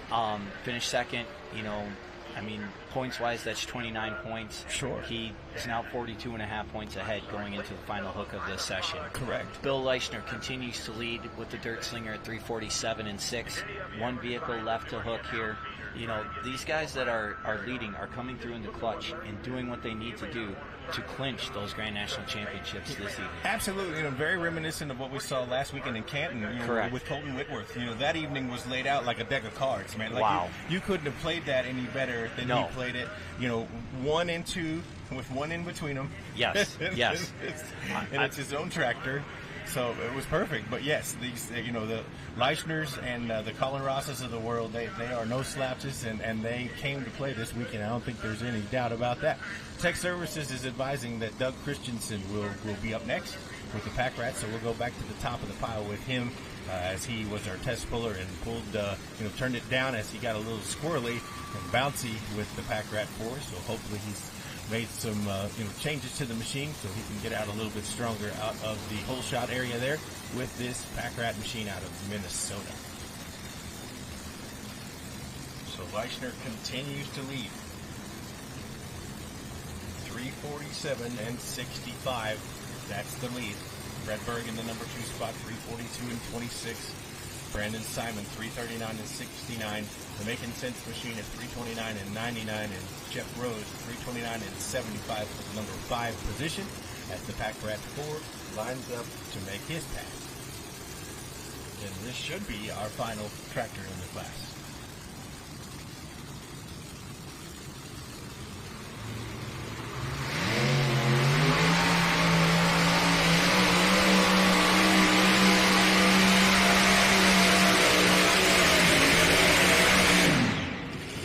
Lost the blower belt. You can see that. And maybe more. There's a lot of fluid coming out of that right front motor.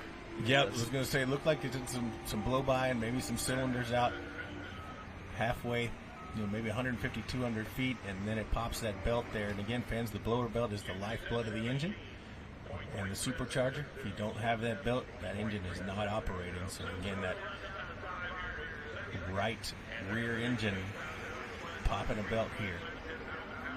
Yeah, and you don't notice it so much in a modified with multiple engines, but in a two-wheel drive or a Mini, I mean, it is instant. As soon as that blower belt breaks, done. But here, watch it. We start seeing some. As it gets down here, there should be a little bit of a puff of smoke. It looks like we blow by it right there. Starts to lean out on him just ever so slightly. There's smoke out of that bank. And then there goes the belt right there. 278 and 37. 278 and 37. 278 feet, 37 for the Pack Rat 4. Puts the Christensens in the number 12 position. So we will be able to call that a win for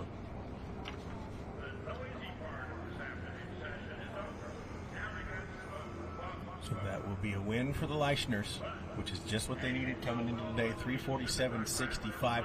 Dirt Slinger is your winner. The Moneymaker and Brett Berg, the number 2 spot. 342 and 26. Brandon Simon and Simon Says goes third today. 339 and 69. The Campbells and the Criswells Making Sense. 329 and 99. Giddy Up, Jeff Rose, 329 and 75. Bill Voorhees, number 6 today. 326 and 31. Dylan Owens pulled the Thorn, 325 and 11 for the number 7th spot. The Kentuckian and Wayne Sullivan goes 8, 324 and 81. Brad and Les Corporal in the Corporal Punishment, 321 and 02 for the number 9 position. And Lane Bullinger rounds out the top 10 at 315 and 88. So Darren, there is your class and your winner today and current point leader. 347 and 65 wins the class and will pad the points. Coming into this evening's session number 2 at the Great Sandwich Fair. So they did just what they needed to do. The crew from Weldon, Illinois came in today with a mission to stay on top, and they did that coming into this evening's performance. Yeah, I mean, talk about clutch performance. I mean, what more? Bill Leichner just laid down a monster pass. I mean, did everything that he needed to do, like you talked about Colton Whitworth last week, I mean, that was amazing what Colton Whitworth did last week in Canton, Ohio. For folks that maybe didn't see it, he came in 1 point behind Terry Blackburn and the considered armed and dangerous team. Colton Whitworth hooked, he had 2 tractors, the Bin Buster and the Yield Express. Yield Express was the one that was 1 point behind. Came out early with the Bin Buster and parked it in the lead. Came out with the Yield Express, took over the lead. And then Terry Blackburn, when he pulled, made a great pass but finished third. And Colton Whitworth won it all You know, he did everything he needed to do, and like Jeremy said, kind of storybook fashion. Well, and the same with Chase Richardson. You know, you talked a little bit about the suffering sanity. That machine, he did exactly what he needed to do. Yes. In the two-wheel drive ranks, and they were both crowned, champions by the end of the evening. But we're going to see that. We saw that this afternoon. The Leichners came in this weekend with a goal, as did Colin Ross, and they are going to go out, I think, padding the points so far through the end of today. So again, we've got 2 classes to go before we move on to the evening. So we're doing some work here. As you see, the telehandler putting another of those big suitcase weights into the box on our weight transfer machine. Brandon Bungert up there on the rails, kind of dropping it down into the box. We see Colin Ross out there getting ready to assist with some of his pro stock customers who are here on site this weekend for Chaos. Esden Lemke's there at the starting line too, with the Lemke Motorsports team. Now, we did see Wesley Kuzlik with the Cummins Killer did the same thing. Right. Thursday night right sure. here in Sandwich.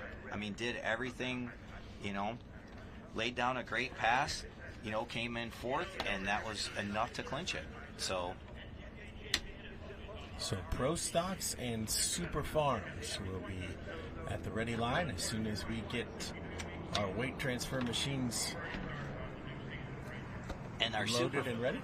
Our Super Farm class is the closest title that we have to crown here. Correct. Just 2 points separating Dave Wheeland and Ryan Anderson. I mean, the Holy Smokes team out of Minnesota, they're just 8 points back, and Gary Shavink with the new attitude is just 9 points back. Right, So and Benser is 12 out.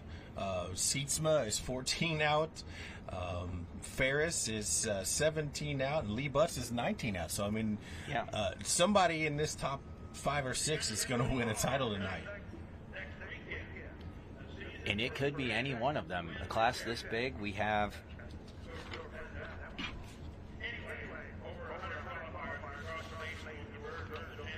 We have 16 of them in the Super Farm class, so it can flip very, very quickly. So the championship implications for this evening, Mr. Darren. John Dunlap has just provided me with an update, and the Dirt Slinger comes in tonight now 7 points ahead of Simon Says. 12 points ahead of Making Sense, 16 points ahead of Giddy Up. And so that's the race now. But he went from 5 coming in to now 7 in between Brandon, Simon, and the Leichners. So again, tonight is going to be a one for the ages, fans. A battle, no doubt about it. The Leichners came in and threw a shot across the bow, won the class this afternoon, and now they've got to back it up this evening. Brandon Simon's still waiting in the wings back there with that Simon Says mod. We will see how it all shakes out here tonight. Session number 2. Make sure you're with us 6:30 Central as we get started in our second session here tonight. But before we get to that point, we're going to go pro stock pulling. Big smoke. And we've got some good ones here. We want to thank our friends at Yoder Popcorn for bringing us the pro stock class this year on the Grand National Circuit. Up number 1 is that machine of Rhett Parrish out of Marion, Kentucky. This is El Nino. Look at that machine. I mean, you talk about workmanship and craftsmanship. This one out of the Chaos Fabrication in Washington, PA, and this tractor is just beautiful, of the Parrish family. Absolutely. They do a great job of keeping it clean. It is a true showpiece. Yeah, it's really, really beautiful, and another one of those when you kind of lift the shroud and you see all the work that they've done on the inside of the engine, bay and the compartment, just to make it look so beautiful. It's not only is it a functional pulling tractor, but it is a absolute showpiece. And you can get your own 1/16 scale model of this tractor as well. Rhett Parrish, Marion, Kentucky, be your test puller with the El Nino Case IH in, as Jeremy mentioned, our Yoder Popcorn Pro Stock division. A tough runner here, fans, no doubt about it. And again, Marion, Kentucky, just about 45 minutes northeast of Paducah, Kentucky. And also not very far from Nashville, Tennessee. Case IH 400. El Nino. So, Pro Stock's been around since 1981. 104 individual winners since that time. 22 events on the Grand National Circuit. The Yoder Popcorn Pro Stocks as we get things started. Rhett Parrish out of the Bluegrass State. El Nino.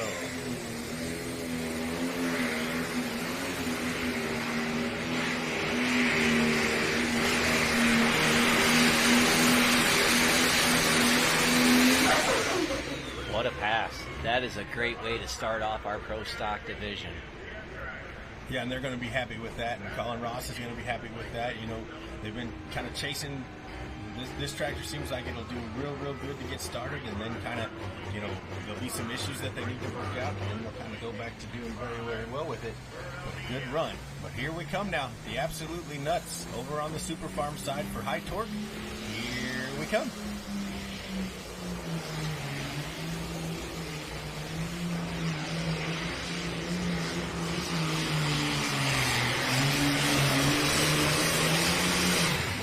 .220, Absolutely Nuts, and Brooke Ferris getting us started.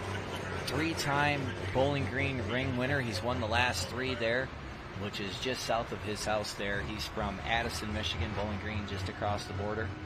So let's look at Rhett Parrish's run here. 351 and 825. 321 and 825. Great run.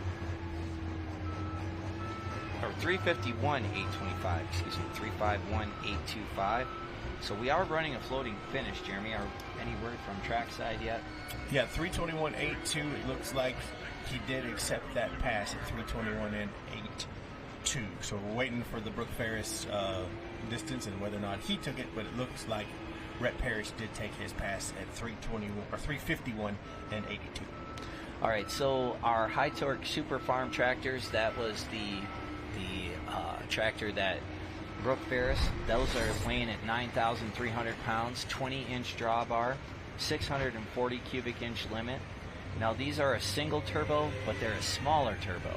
So 324 and 6. 324 and 6 for Brooke Ferris. 324 and 62, and word from Tech Services is that Brooke Ferris did take that pass, and we are official. So 324 and 62 will be your first scored distance on the Super Farm side, and so we are official now on both tracks. So again, as Darren said, Super Farms, 9,300 pounds with the driver, 640 cubes, must come from a 2-wheel drive tractor, 1 turbocharger, 3x3, and they must keep the original agricultural style head on the tractor. 20.8 by 38 tire and a 20-inch drawbar. So there is Super Farm for you. Again, we want to thank our friends at High Torque for bringing us the Super Farm class this summer. But here we come now with the Get Her Done Deer on the Pro Stock side. He had a good weekend in Canton, Ohio. He did. Kevin Schmucker, the Get Her Done Deer, out of Louisville, Ohio, Jeremy. That's right. And Kevin won his hometown pull in Canton last Saturday night, which is the hardest place to win in all of pulling. Very hard to do that, no question about it. Grand National winner in 11 and 12, 14. Again, a multiple National Farm Machinery Show winner as well. Bowling Green winner. The Schmuckers are tough, no doubt about it. Of course, Danny's not here with us this weekend in the Rampage machine, but Dad came to play with the Get Her Done, and we will see what he has up his sleeve here as he comes to us out of Louisville, Ohio, just outside of Canton. And again, if you've never been to the Stark County Fair, the Charlie Schwartz Memorial, put it on your calendar for next summer. You'll be glad you did. What a fun pull up that way. And I enjoyed immensely the regional classes that they offer there as well. Well, here comes that John Deere known as the Get Her Done Deere.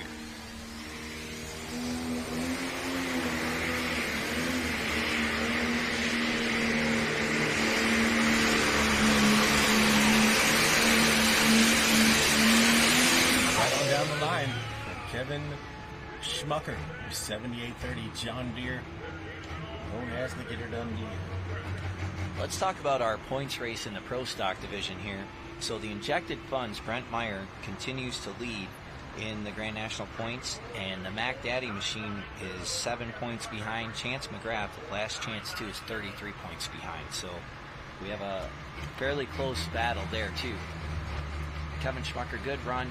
I think he's going to come up just a little bit short. Yeah, 346 and 99. 346 and 99. Park in second place for the moment. So a good run for Kevin Schmugger. Again, there's the leader coming, so you knew he was not quite there, but a good, strong run for the number 2 spot as we get ready for the Deer Tracks machine. Defending Grand National Champion out of Manchester, Tennessee, Greg Fries. 18 Grand National victories. Winningest team in Super Farming if there is that.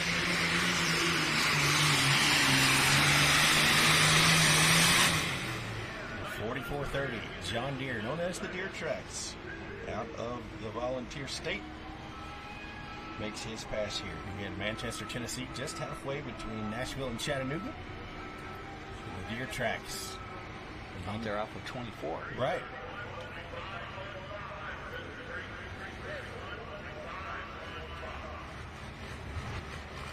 So he needed better than 324 and 62, and he gets it done. 331 and 51. 331.51. 331 feet 51 for the John Deere 4430, known as the Deer Tracks, and Greg Fries. So we were talking about the points race on the pro stock side. Coming up next, out of Salem, Ohio, James Ray with the Mac Daddy machine. This tractor currently sits second place, 7 points behind. We will see Brandon Simons doing the driving of injected funds today for Brent Meyer, but that tractor will be up second to last in the class here tonight. So, and again, James Ray jumping in and running for Julia Ray this afternoon. Here's Julia's husband Tate. We saw him come into the picture as well. So Julia's getting ready to do some big things. There's a big horse show. She's really into horses, and she's into this stuff called cowboy mounted shooting. Have you experienced this? I have not. I've heard of it. But you basically have a gun. You have like a 45 gun with black powder cartridges, and you ride on a horse in an arena, and you shoot at balloons in a pattern. And it's very popular, and she is basically getting ready for a big national show in this discipline. So that might be why she's not with us this afternoon. But this 8410 for Mac Trailer, perfectly capable of getting the job done with James Ray at now that's controls. REA. REA, right. And Tate and Julia is RAY. Just a happy coincidence, but Ray, as we like to call them, for this. James Ray looking for a Grand National title. It would be a second one for the Mac Trailer team, trying to put a big number out there this afternoon. And they need one to pad that points. Like I say, they're definitely in the hunt. Here we come.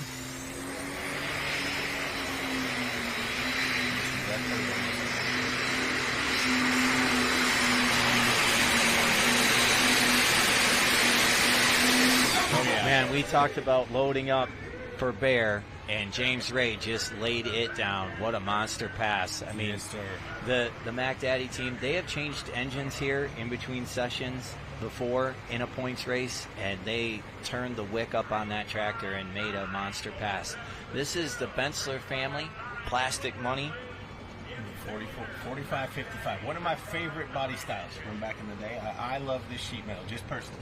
I am a big fan of the 45-55 livery. Benson family. So 359 and 76. If we're going to move it, 13 feet. 359 and 76. So here comes the Plastic Money machine. The great state of Michigan. In Southwest Michigan, the Benser family. Now, we had a 44-55 on the farm when I was a kid, Jeremy. I'm a fan. I got to drive one, yeah. 44-55s and 45-55s are among my favorite body styles ever. No one consults my opinion, but I'm just giving it to you. 45-55 for the Plastic Money. And again, the Benser family out of Edwardsburg, Michigan, and they own a plastics injection molded company there in Edwardsburg, and that's where the tractor gets its name from, Plastic Money. So again, 338 and 13, 338 and 13, 338 feet, .13 for the Plastic Money John Deere of Jason Benser out of Edwardsburg, Michigan, and he will take it, in the words of Alan Reinhardt, to the top with this machine. Yes. We had that 45-55, and we had two 44-50s, so I'm a big fan of those.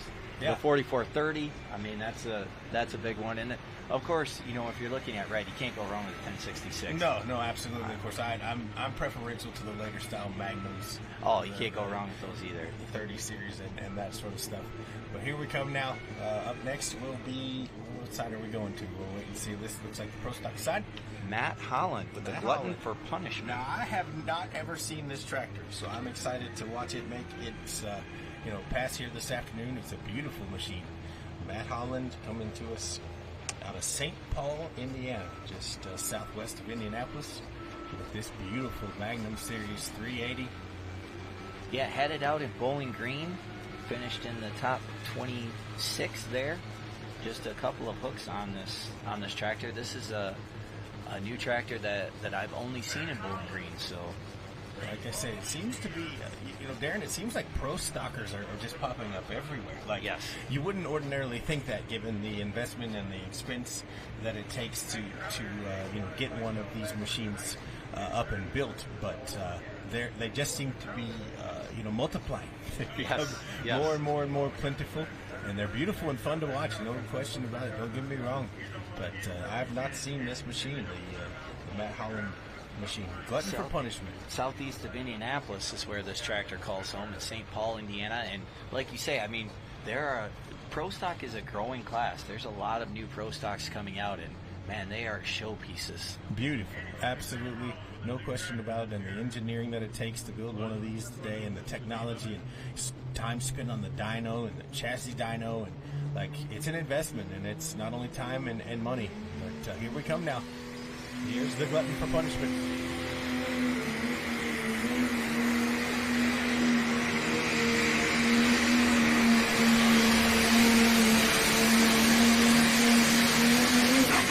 And that one is a good running one, too.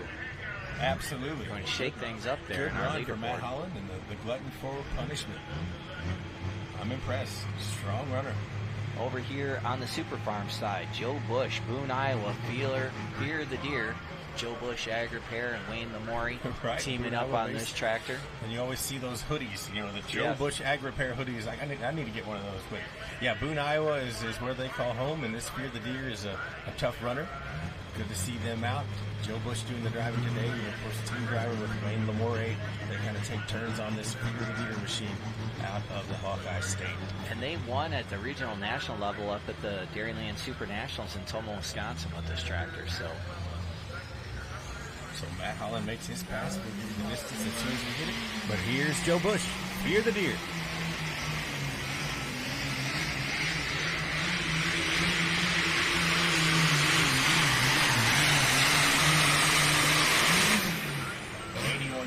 Super Farm out of Boone, Iowa. Fear the Deer. As he makes his pass, nobody rides for free. On the side choose. This is the Glutton for Punishment, 354 and 2. 354 and 21 for Matt Holland. That's a good pass. It is. Run is. For this machine. Again, like I said, I don't know a whole lot about this tractor. It's brand new, and I'm just seeing it today, but I'm impressed with this Glutton for Punishment out of the Hoosier State. Matt Holland in St. Paul, Indiana, goes to the number 2 position. Mac Daddy still currently in the lead, 359 and 76. Matt Holland, number 2, 354 and 21. Brett Parrish, 351 and 82 with El Nino. And Kevin Schmucker currently in the number 4 position at 346 and 99 as we get ready to go to Helenville, Wisconsin. This will be our New Generation Plus up next with Robbie Lemke doing the driving this afternoon. Love to see this. Love to see Robbie kind of sharing things with Eston, and they sort of take turns and trade off. Good to see him in the seat. One of the winningest drivers in Pro Stock. I think he's tied currently coming in this afternoon. I think we said 27 Grand National victories, tied with Tim Kane for the number 2 spot behind Shopey, the Iron Dragon, Larry Shope. And of course, what are you going to say about Larry Shope? One of the best to ever do it. So, but the Lemke family doing great things, not only in the seat and on the track, but away from the track with all of the technology, engine packages, and all the things that they're doing. They can take a full piece of billet and turn it into a block. They start with like a 4,000-pound sheet of steel, and within 275 hours, they have a brand new block to build an engine with. Yeah, so that last win that Robbie had in Rockwell, Iowa was an absolute monster pass, one of the best passes you'll ever see in the Pro Stock division. Ended up winning the class by like 20 feet. It was just amazing. 354 or 359 and 76 is the mark to beat.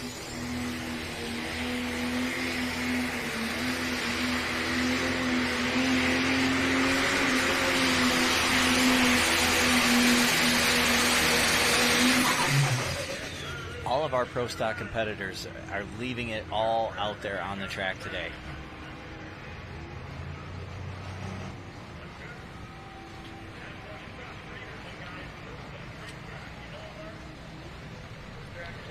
Good run for Robbie Lemke. I don't think he's going to quite take over the lead, but top three is definitely possible.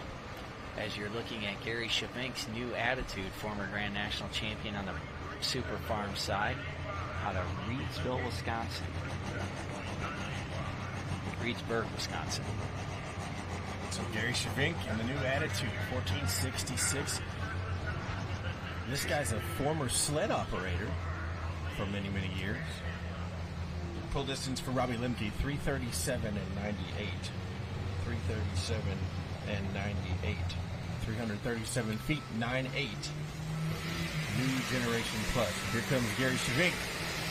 New attitude, tough runner.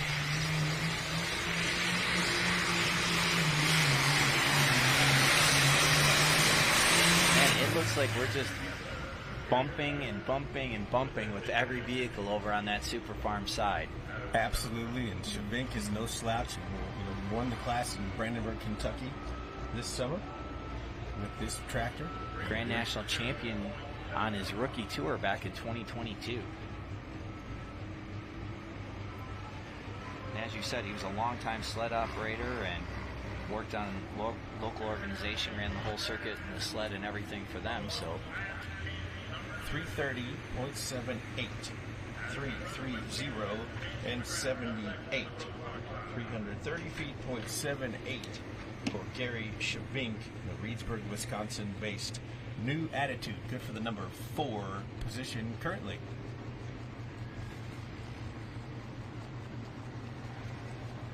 Over on our Pro Stock side, we should be headed to Lower Knoxford. Yes, it looks like we are. Yes, New Brunswick, Canada.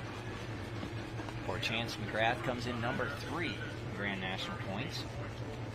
And of course, Lower Knoxford, New Brunswick is right on the line of Maine. Like we go to the far eastern side of the state of Maine and get the border of New Brunswick.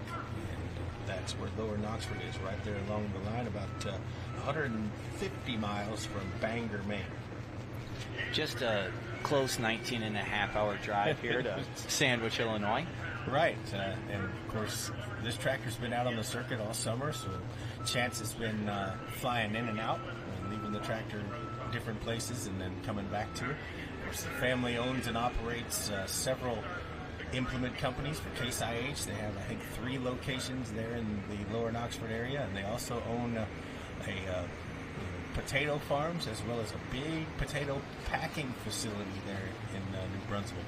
Of course, this is Colin Ross and Chaos Power under the shroud this summer, or a new engine combination with Chance, and it's working very well as he comes into the afternoon, sitting number 3 in our Yoder Popcorn Grand National points. Yeah, one Saturday night at the National Tractor Pulling Championships in Bowling Green, Ohio. So the mark to beat continues to be 359 and 76. And it's time for Chance McGrath to take his turn here out of Lower Knoxford, New Brunswick, Canada. The last chance, number 2.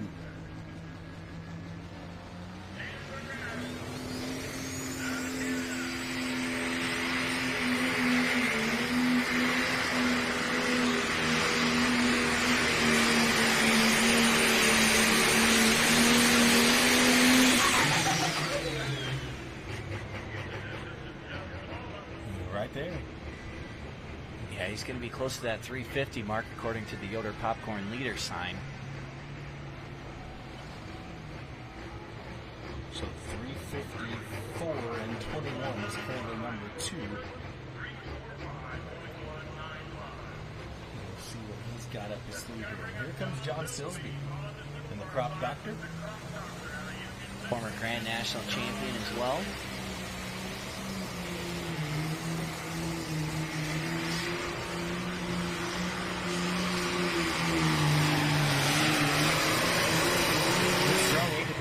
Maybe a tick heavy. The Crop Doctor, 1066. John's president of the Wolverine Tractor Pullers in Michigan. Here's your pull distance for Chance McGrath, 345 and 19. 345.19. So John Silsby, who just pulled with the Crop Doctor on the Super Farm side, he invited me to go to the dyno with him. Oh, nice. At Salem Bean Performance down in Maybe, Michigan.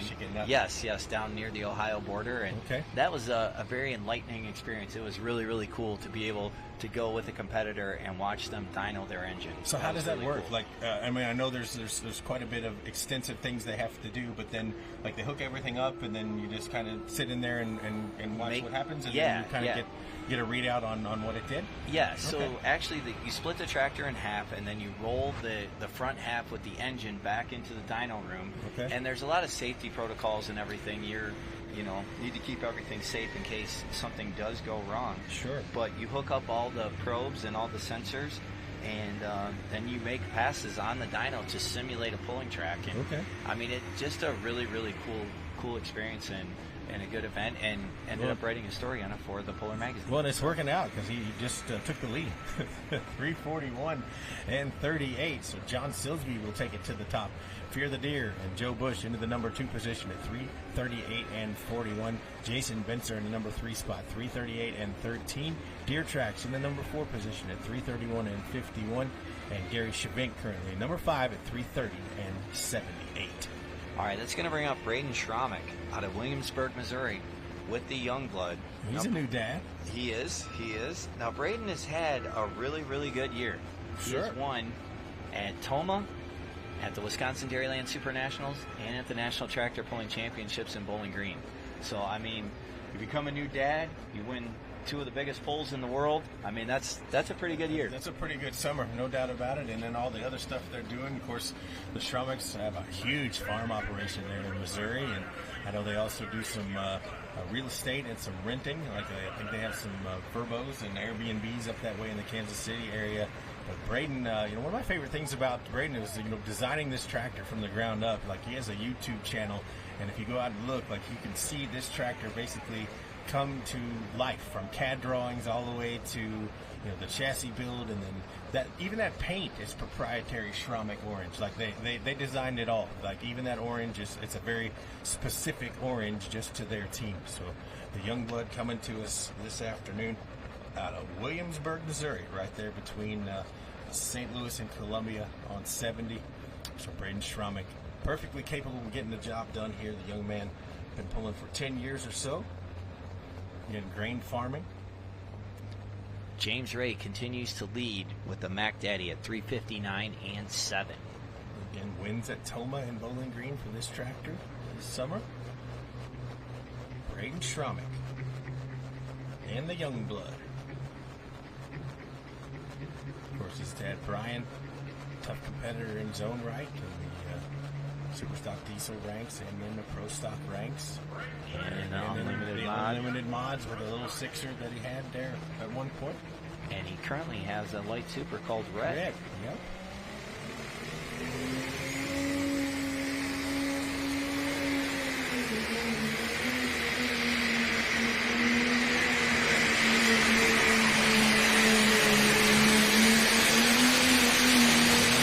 Tight to the line there, down the left side. Agco DT27. Youngblood out of Williamsburg, Missouri. Braden Schromick. He's going to shake it up, Darren. Yes, he is.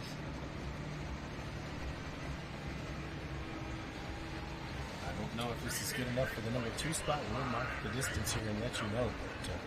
But, Good run for Braden Schrum. Yes, 356 and 81. 356.81. 356 feet 81. Williamsburg, Missouri-based young blood. Braden Schrum takes it into the number 2 spot.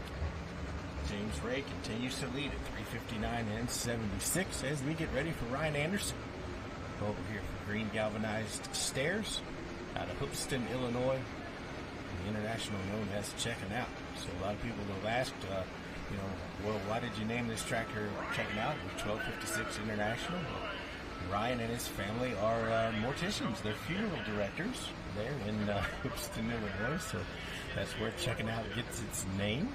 And, of course, sponsorship this season from Green Galvanized Stairs, bringing on board the Checking Out machine. So championship points implications. He comes in number 2 this afternoon by a very, very slim margin, right behind Dave Whelan, who we'll see out a little bit later. Next. Dave Whelan's up next. So we are in the thick of the championship competitors here.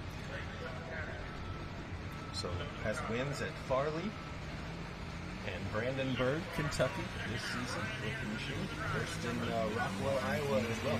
And slept here last year.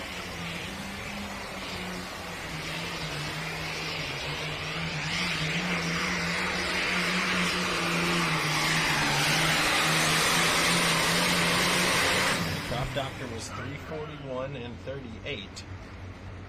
And that's the mark to beat. So we'll see what Ryan Anderson did here. It looks like a good strong run.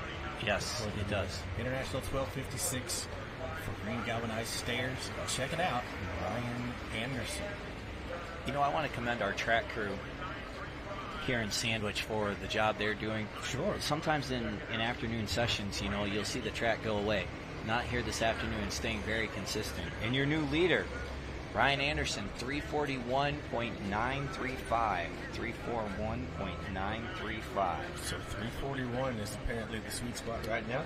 That's going to drop John Silsby into the number 2 spot. 341 and 93 is the lead. Number 2, 341 and 38. Joe Bush in the number 3 spot with Fear the Deer, 338 and 41. As we go back to the Pro Stock side, and this will be the New Palestine, Indiana-based Red Gambler, Tim Kane, the winningest driver in the Pro Stock Series second winningest driver, tied with Robbie Lemke, 27 Grand National victories. He had a good win in Benson with this machine. New engine combination with Lemke Performance out of the Hoosier State.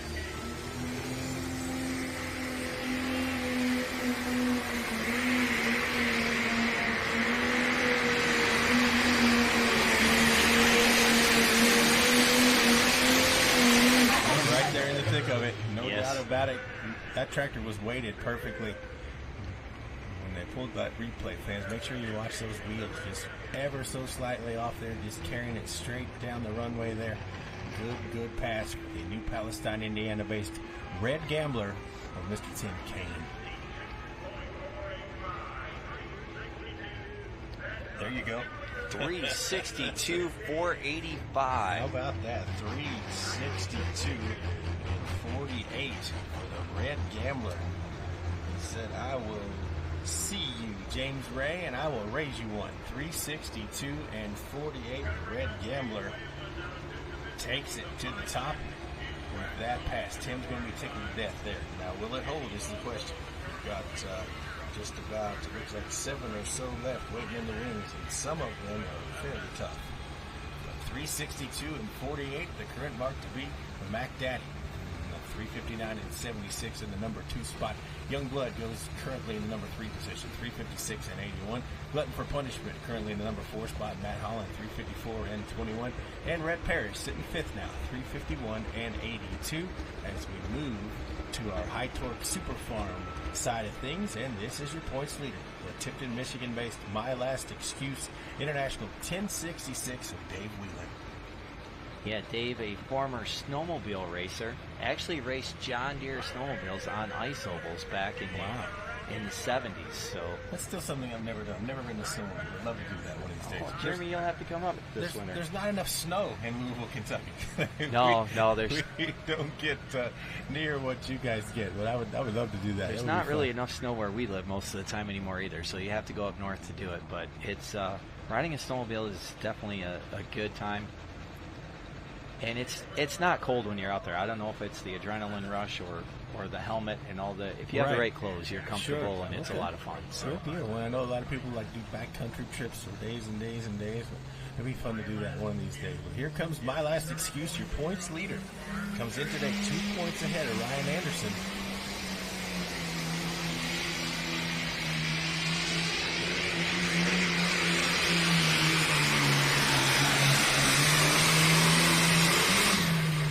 Wow, that's too close to call for me, Jeremy. Yeah, I think we're going to have to wait on the we're laser. going to wait for the laser to tell us what we have going on here. But again, I think tight coming into this afternoon, and I don't think we're going to have a clear picture leaving this afternoon. We'll see. No, it is going to come down to the wire tonight for sure. So over here on the Pro Stock side, we're going to Amity, Missouri, the Billet Binder. This is Jack Mays. Just outside of Kansas City, Missouri, sits Amity. Yeah, best finish so far, runner-up position in Chapel Hill, a third in Brandenburg, fourth in Rockwell. So good season for Jack Mays and the Billet Binder. Chasing 362 and 4 that Tim Kane just laid down.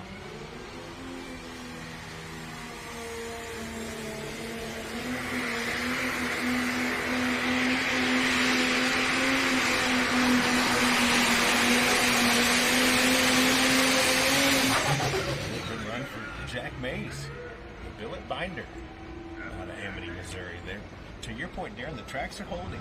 Yes, they are. So this is Dave Whalen, 338 and 825.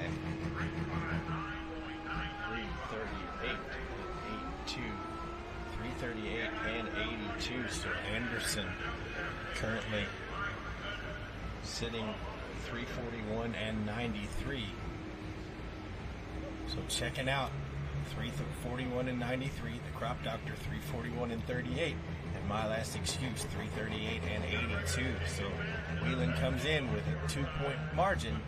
And if my calculations are correct, they are currently tied. I'll confirm that with our statistician, but if my calculations in my head are correct, wow, Jack Mays pulls into second, 359.995.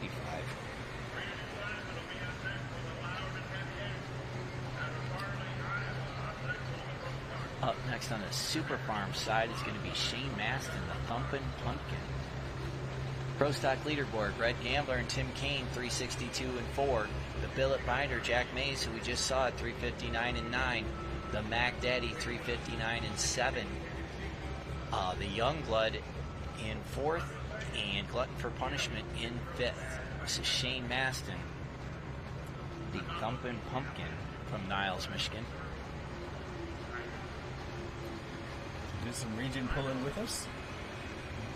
Farmer out of state of Michigan, but closer to the Indiana line. Yeah. South is like South Bend's not far from where they are. No, Southwest Michigan. So.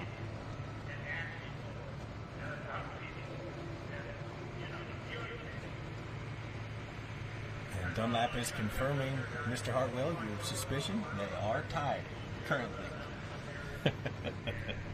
So that's going to be fun. Yes, it is. So, we're not done yet. No, there's still. We're about halfway through the Super Farm class. We're not there yet, but they are currently tied. So here comes Shane Maston, the Ag Code 9675.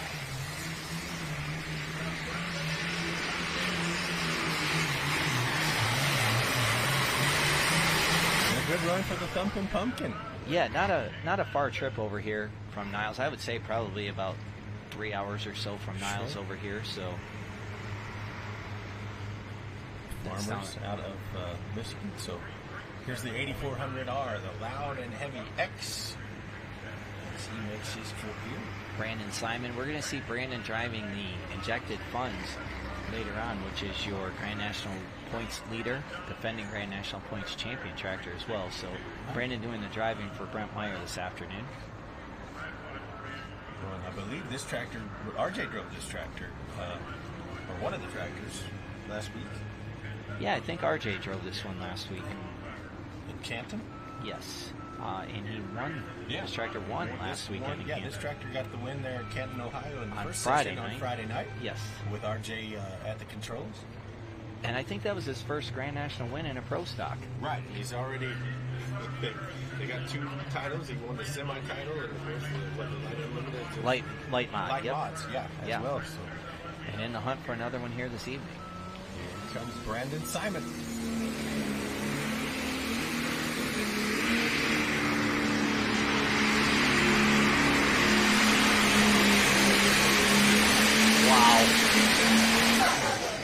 Wow. We have a new leader, Jeremy. I'm going to go out on a limb here. And then some. Yes. I think in our Yoder Popcorn Pro Stock division. Brandon just pushed it a little bit farther than we had it. I mean, you could tell when he took off that it just sounded different. So this is Shane Maston over on our High Torque Super Farm side. 337.975. 337.975. 337 and 975 for the Thumpin' Pumpkin. Good for the number 6 position. We'll wait for the distance for Brandon Simon. But yes, I think it goes without saying that 362 and 48 was the lead. And we'll see what the Loud and Heavy X puts up here.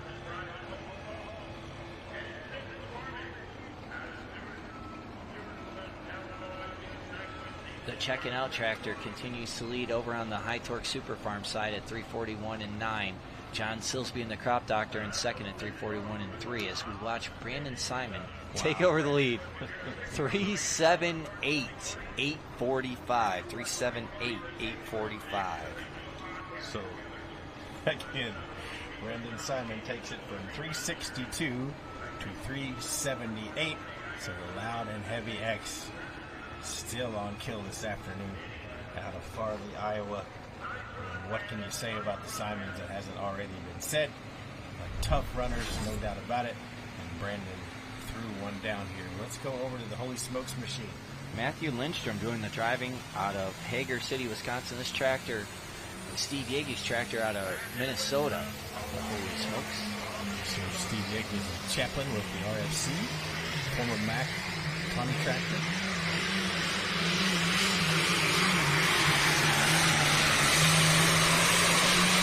Like the 8410s. A good run for the Holy Smokes. Matthew Lindstrom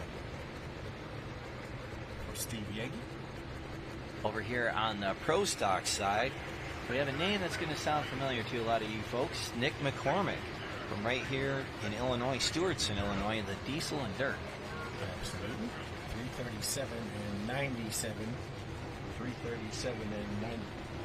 Or, hold on, yeah, 337 and 97. There's the Shane Maston. There we go. 336 and 38. 336 and 38.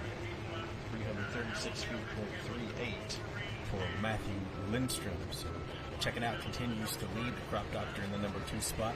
Dave Whelan is number 3 as we get ready for back on our Yoder Popcorn side, Nick McCormick and the Diesel and Dirt. Of course, if you know Nick McCormick, you remember the nasty stuff for many, many years. My father always eloquently pronounced it in different places that he would see that tractor. Of course, the old Bob and Tom song that Chick McGee had sung called Nasty Stuff. That's where that tractor got his name. But here's Diesels and Dirt. Beautiful machine out of Stewartson, Illinois for Nick McCormick.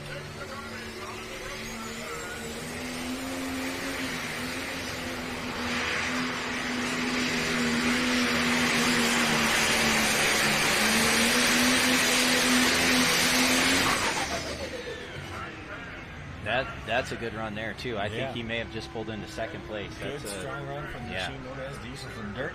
Good to see Nick McCormick back out with us in this machine. Beautiful tractor. So as we move over to the Super Farm side, that's Tony Sietsma out of Allendale, Michigan with the Wolverine gear. Now, a little bit of history on this 4430, Jeremy. Tell me. Happened right here in the state of Illinois, south of here in Champaign. Sure. Tony Sietsma won the first ever NTPA sanctioned Super Farm event in Champaign, Illinois. Okay. And what year was that? 1998, I think. Okay. 366 and 140 for Nick McCormick. 366 and 140. Going to put him in second place. 366 and 14 for the Stewartson, Illinois-based diesel and dirt machine. So your leader continues to be Brandon Simon, 378 and 84. Diesel and dirt in the number 2 spot, 366 and 14. Tim Kane in the red gambler, 362 and 48 in the number 3 position. Jack Mays goes fourth currently, 359 and 99. And the Mac Daddy, 359 and 76. Yeah, the Wolverine Deer, 4430. Multiple-time regional national champion. 10 Grand National wins in the 4430 out of Allendale, Michigan. Of course, they work in the greenhouse in the industry there. They've got plant production business there in Allendale. So, yeah, Allendale's just west of Grand Rapids, about 15 miles. I don't know if they're growing mums for the fall or what they're growing there, but I would bet they're busy. Here's the Wolverine Deer.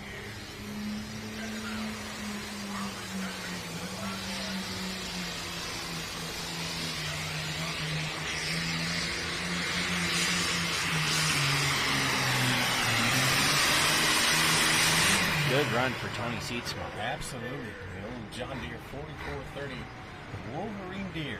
Very familiar side shields of this machine. Been around a long, long time. Yes, his brothers and some of their friends had the Wolverine Deer 2 and 3 through the years. Arlie and all that bunch. Arlen Smith. Arlen Smith. Yes. You're going way back. Yes. So this is James Ray with the Mac Nasty, the second entry out of the Mac trailer team in Salem, Ohio. There's Tate Ray, R-A-Y. They're helping getting the computer started. And here is the 338, 310 for Tony Sietsma. 338 and 31. So our top 5 are all within a little over 3 feet, between 338 and 341. Yep, absolutely. And our top 2 are right in the same foot at 341 feet. So the second of the 2 Mac trailer Connie tractors got ready to make his pass. James Ray, he's driving out of Salem, Ohio, with the machine known as Mac Nasty for Mike Connie and Mac Trailer. This tractor has 22 Grand National wins to its credit. And, of course, Mike was the 2016 Grand National champion with this tractor. Our mark to beat continues to be 378 and 84. Craig Wildman will be up next. Rod Russell in on hold.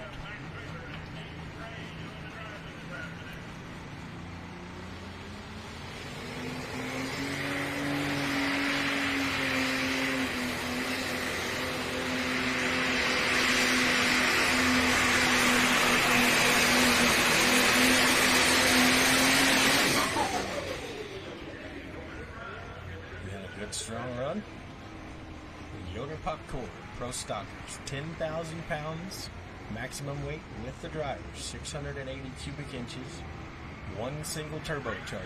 Turbocharger is, of course, a exhaust-driven air compressor, 6.5 on the inlet side, 24.5 by 32 tire. Can run an intercooler. Again, intercoolers will allow the air coming in to be cooled down, make it more dense as it enters the turbo. 363 and 95. 363 and 95. 363 feet, .95 for James Ray. So into the number 3 spot. 363 and 95 for the Salem, Ohio-based Mac Nasty of James Ray. On the Super Farm side, 3rd through 6th place are separated by 8 3/8 inches.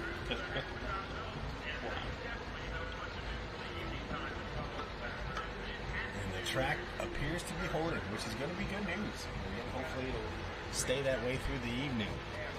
Up next, out of Fairgrove, Michigan, Lee Butts with the Press-On International machine. Chasing Ryan Anderson and the checking out, the green galvanized stairs, checking out at 3:41 and 9, your current leader. So, do you live close? Yes. To this tractor? I was going to say, do. You do Yes. live in the Fairgrove area? Yeah, I live about 15 miles. This tractor is stabled just south of Fairgrove. Yes, beautiful area in Michigan Stump. So Lee and his brother-in-law Jim Prime pulled modifieds back in the late 60s all the way through the early 80s. Took a break to raise their families, and then Lee came back out in the Super Farm class around the turn of the century and has been chasing the Grand National points for the last few years, probably the last 10 years or so. So, yep, a cancer survivor, and that's why the tractor is called Press On. Lee is also a Marine veteran. Cool story about Lee. He actually won a 5K race on a Marine base. Nice. He won out of all the other Marines there. Lee won the race. Wow, So he's a fast runner too. he is, and a great and exceptional basketball player. Nice. So the press-on machine.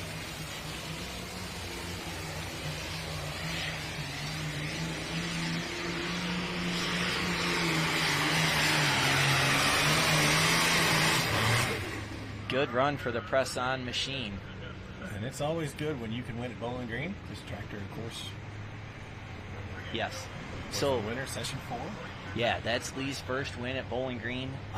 Been pulling there. He was in Vietnam the first year in Bowling Green. His wife Connie graduated from nursing school. He missed the second year at Bowling Green, but he's been there every year since. That's awesome. Yeah, so to get that win and in Bowling Green really meant a lot to Lee and his family and his crew. And Well, a good strong run for the press-on machine. We'll mark the distance for you as we get ready to head back over to the Pro Stock side of the Die Hard Deer. yeah, it's good to see the Wildmans back out. Absolutely. It's good to see K&K back out. Their reputation precedes them. They build some beautiful tractors, and of course, the Die Hard Deer is needs no introduction, really. No. These guys have been around for a long, long time in various capacities with the Die Hard Deer name. So it's good to see them back out here with this machine. And won Grand National titles as well. Absolutely. Yeah, when the Wildmans show up, it's a good sign. Edgerton, Wisconsin-based runners, not far from the Madison, Wisconsin metropolitan area. 25 years of running and pulling. Grand National Pro Stock champions in 2005. Oh, That national title was in 2005. It's been 19 years. yes. Wow, does not seem that long. That's unfortunate. Looked like Craig had a good start there, and then obviously out of bounds. And But man, he was on a pass. He Yeah. just kind of took off to the right, and I think, hope he comes back this evening, because that tractor is making some serious power. Just need to be able to harness it and keep it in between the shock there. No question about it. The Die Hard Deer, 213 and 200, and unfortunately we'll probably have to call that a DQ, I would imagine, given the fact that there's clear track on the tires and he's over the line. yeah, Lee Butts. We're watching the replay of Lee Butts and the press on. So we're waiting for a distance for Lee.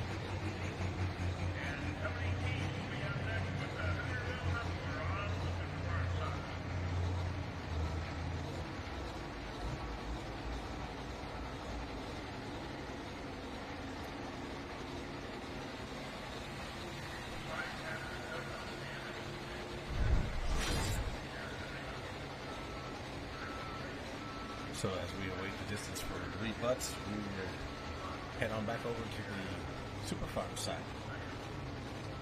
Tori Keefe, Stewartville, Minnesota, the Hooterville Hustler International.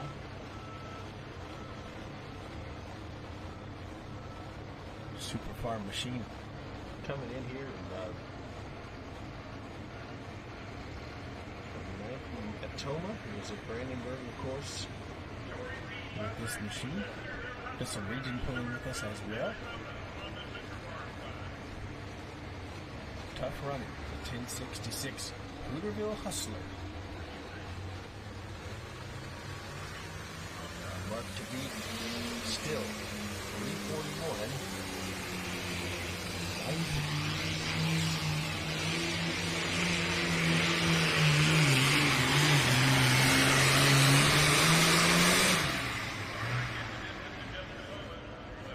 So Torrey Keefe makes his pass.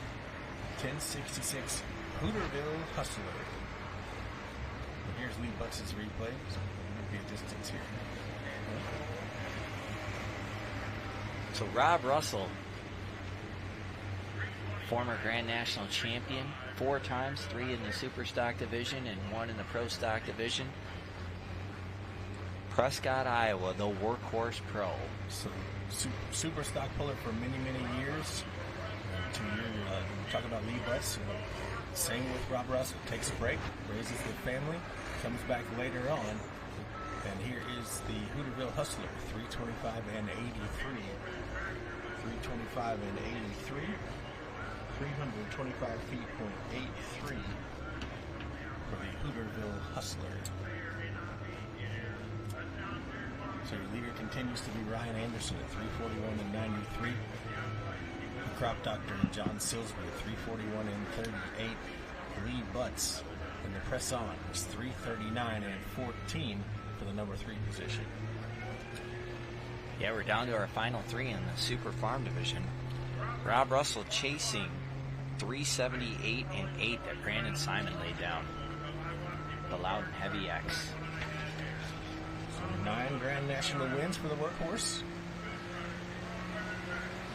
Wins at Rockwell, Iowa.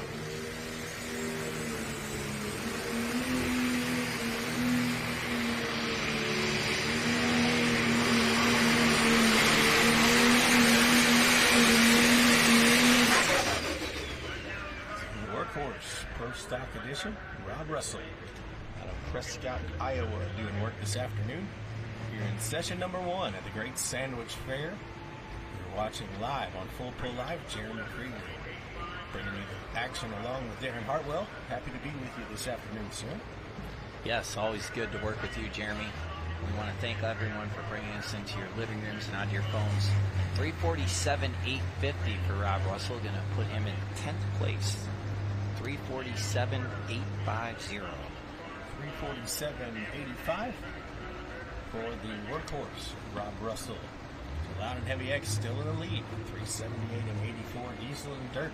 Nick McCormick in the number 2 spot, 366 and 14. James Ray and McNasty, 363 and 95. Red Gambler currently in the number 4 spot at 362 and some change. So let's go over to our Super Forum side. This is going to be Stan Warda, the Hammer and Hank International. Yeah, beautiful black International 2018 Grand National champion.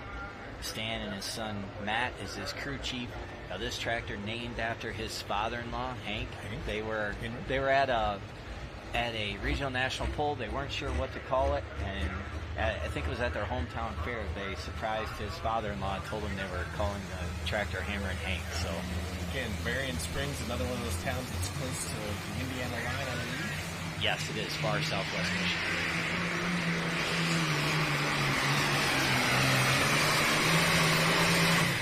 Hammer and Hank, Stan Warda. Always throws you off to see a red tractor painted black, but it is a beautiful piece. 3688 International, Stan Warda doing the driving here this afternoon. Yeah, chasing 341 and 9, Ryan Anderson. All right, on the Pro Stock side, your current Grand National points leader. This is the Injected Funds tractor, Brent Meyer's tractor out of Red Granite, Wisconsin. Brandon Simon, the Simon family works very closely with Brent Meyer, and Brandon Simon doing the driving. 334 and 730 for Stan Warda. 334 and 730. Puts him into the number 10 position, Hammer and Hank, and 334 and 73. We're down to our final 2 competitors on both tracks, Jeremy. It's Absolutely. been an exciting afternoon here in Sandwich, Illinois. It's hard to believe we're already about ready to wrap things up here at 2:41 local time. Yeah, and it's going to be exciting here tonight. Absolutely. So the Injected Funds machine of Brandon Simon doing the Simon driving. for Brent Meyer, the points leader coming in Yeah, he's currently sitting up top with 378 with Loud and Heavy X. And I know he'd love to put this tractor out there, pad the points lead for Mr. Meyer. Let's see what we can do here. Yeah, James Ray sitting in 359. He's in second place in points.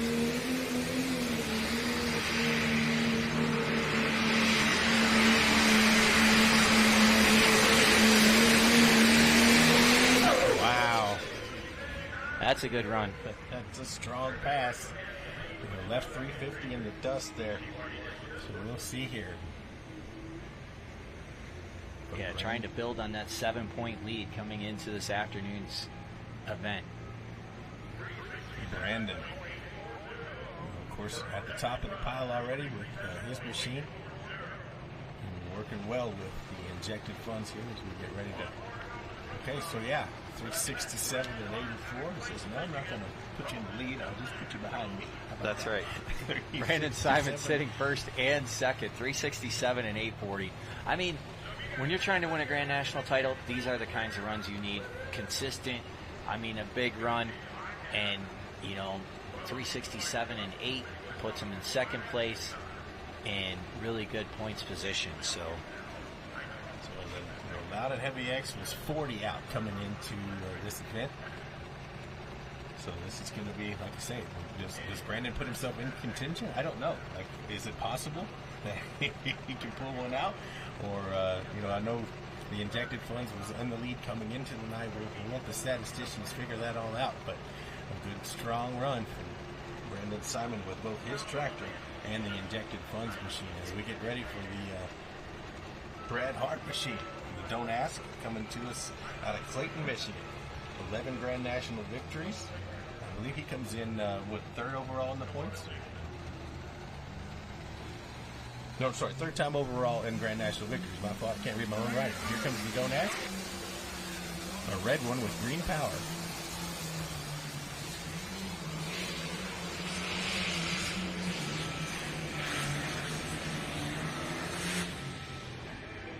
Yes, sir. So Brad Hart, a former Grand National runner-up in the Super Farm division.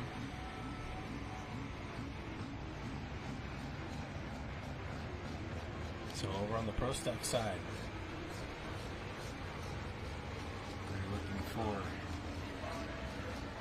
Glenn Ballenstein, Howard's Grove, Wisconsin, never giving up. A Fendt tractor, yeah. We saw it, it debuted last year, the year before at the National Farm Machinery Show.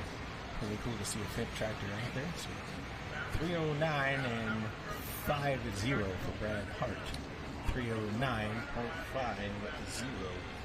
309 and 50 for the Don't Ask machine out of Clayton, Michigan. So the Never Giving Up Fendt tractor.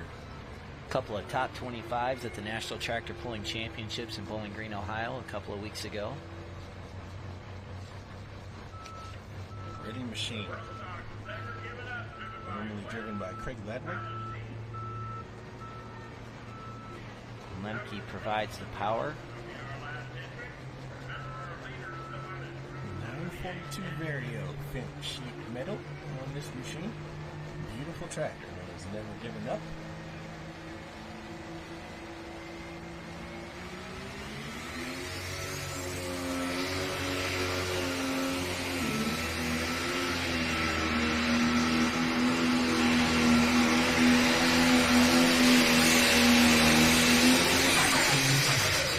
Good run for the Fendt. Pretty tractor. We enjoy seeing the different types of sheet metal coming into the Pro Stock ranks. And then there's a Kloss out there now, and a Fendt, and saw some pictures this afternoon of a Kubota out there on the diesel Super Stock rank somewhere out Mid-South, I believe. Yeah, it was down at the Region 4 event down in North Carolina, in Lumberton, North Carolina. Interesting to see. So 316 and 97. 316 and 97. 316 feet, .97 for the Howard's Grove, Wisconsin-based Never Giving Up. And I believe we're going to call it there on the Pro Stock side, Mr. Darren. Yes, sir. So one tractor to pull over here on our Super Farm side, and that'll be the Binder Express of Dan Schulte out of Dyersville, Iowa. Of course, Dyersville, home of the Field of Dreams. And also Ertl. Yes. Ertl Farm Toys in the National Farm Toys, Toy Museum. Shelton machine.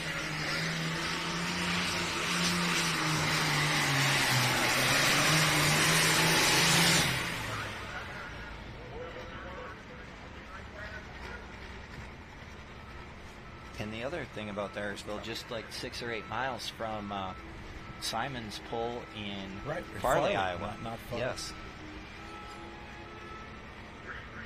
So Dan Schulte makes his pass here.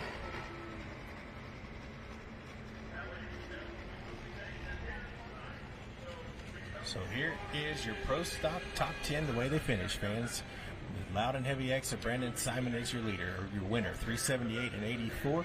Brandon Simon again in the injected funds, 367 and 84 for Brent Meyer. Diesel and Dirt, Nick McCormick in the number 3 spot, 366 and 14. The Mac Nasty of James Ray, number 4 today, 363 and 95. Tim Kane in the Red Gambler, 362 and 48. The Mazes and Billet Binder, Jack Mays, 359 and 99 in the number 6 spot. James Ray and the Mac Daddy, 359 and 76. The Youngblood, Braden Schromick goes 8, 356 and 81. The Glutton for Punishment, the 354 and 21. And Rhett Parrish, number 10 today, 351 and 82. That's how we rounded them out with our Yoda Popcorn Pro Stock flight this afternoon. Session number 1 of the Great Sandwich Fair. Over on this is Brandon Simon's winning pass over on 70X. Absolute Heavy X. Monster pass. I believe 362 was the mark to beat, and he moved it very quickly to 378. Your rundown, we're waiting on the distance for Dan Schulte here with the Binder Express, 338.100, 338.100. So your winner, Ryan Anderson, from right here in Hoopston, Illinois, the green galvanized stairs, checking out tractor at 341 and 9. John Silsby, Crop Doctor, 341 and 3. Lee Butts, Press On, 339 and 1. Dave Whelan, My Last Excuse, 338 and 82. Fear the Deer, 338 and 41. Wolverine Deer at 338 and 31. Plastic Money, 338.13. Binder Express, 338.1. Thumpin' Pumpkin at 337.97. And Holy Smokes at 336 and 38. So, Jeremy, as I'm looking at those numbers, Ryan Anderson came in behind by 2, and he finished 3 points ahead of Dave Whalen. So I need to verify this, but I think he is ahead by 1 point going into tonight. Well, it's going to be one for the ages, no doubt about it. Again, we're going to crown some champions here this evening. But wow, what a event we had.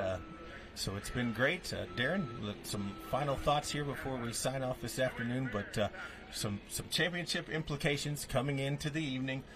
Points races are tighter, but we've also seen people doing what they need to do. Yes. Colin Ross has done what he needed to do in the Yes. Diesel Superstock ranks. The Leichners are, of course, still in the hunt, did what they needed to do in the mod class. And again, nothing is over until we say it is. But again, looks like Colin Ross is on the verge of clinching this afternoon. Yes. But I think Yes. all the other points races are still well up in the air as we go into the evening. So 6:30 Central Time, session number 2. And again, tune in this evening, 4:30 on Full Pull on your Facebook and all of your various social medias. We will have our countdown to pull time. We'll countdown to pull time. We'll talk a little bit about coming into the evening and get some guests for you, and then have a little chit chat with some of our competitors coming into the evening. Darren, it's been a great afternoon of pulling in session 1. I'm very excited to be back here this evening with you for session number 2. Oh, absolutely, Jeremy. I mean, it's great. Ryan Anderson did what he needed to do. Dave Whelan did what he needed to do. That's close. 1 point coming into tonight. And then on the Pro Stock side, Brandon Simon doing the driving of injected funds, made a statement. And, it looks like he's ahead by around 11 coming into the final hook tonight, too. So Right, so session number 2 is today. Again, I got Thursday, that was truck night, Thursday night, session 1. So session 2 this afternoon has just been completed. So we'll go into session number 3 this evening, 6:30 Central Time. But Darren, it's been fun, and we're going to crown some champions tonight, and I can't wait. I can't wait either, Jeremy. It's always good to work with you, and we'll see you back here in a couple of hours. Thank you, folks. Absolutely. For Darren Hartwell, Jeremy Krieger, we'll see you guys in a little while. Well done, man. You too, man. I think we did a good job.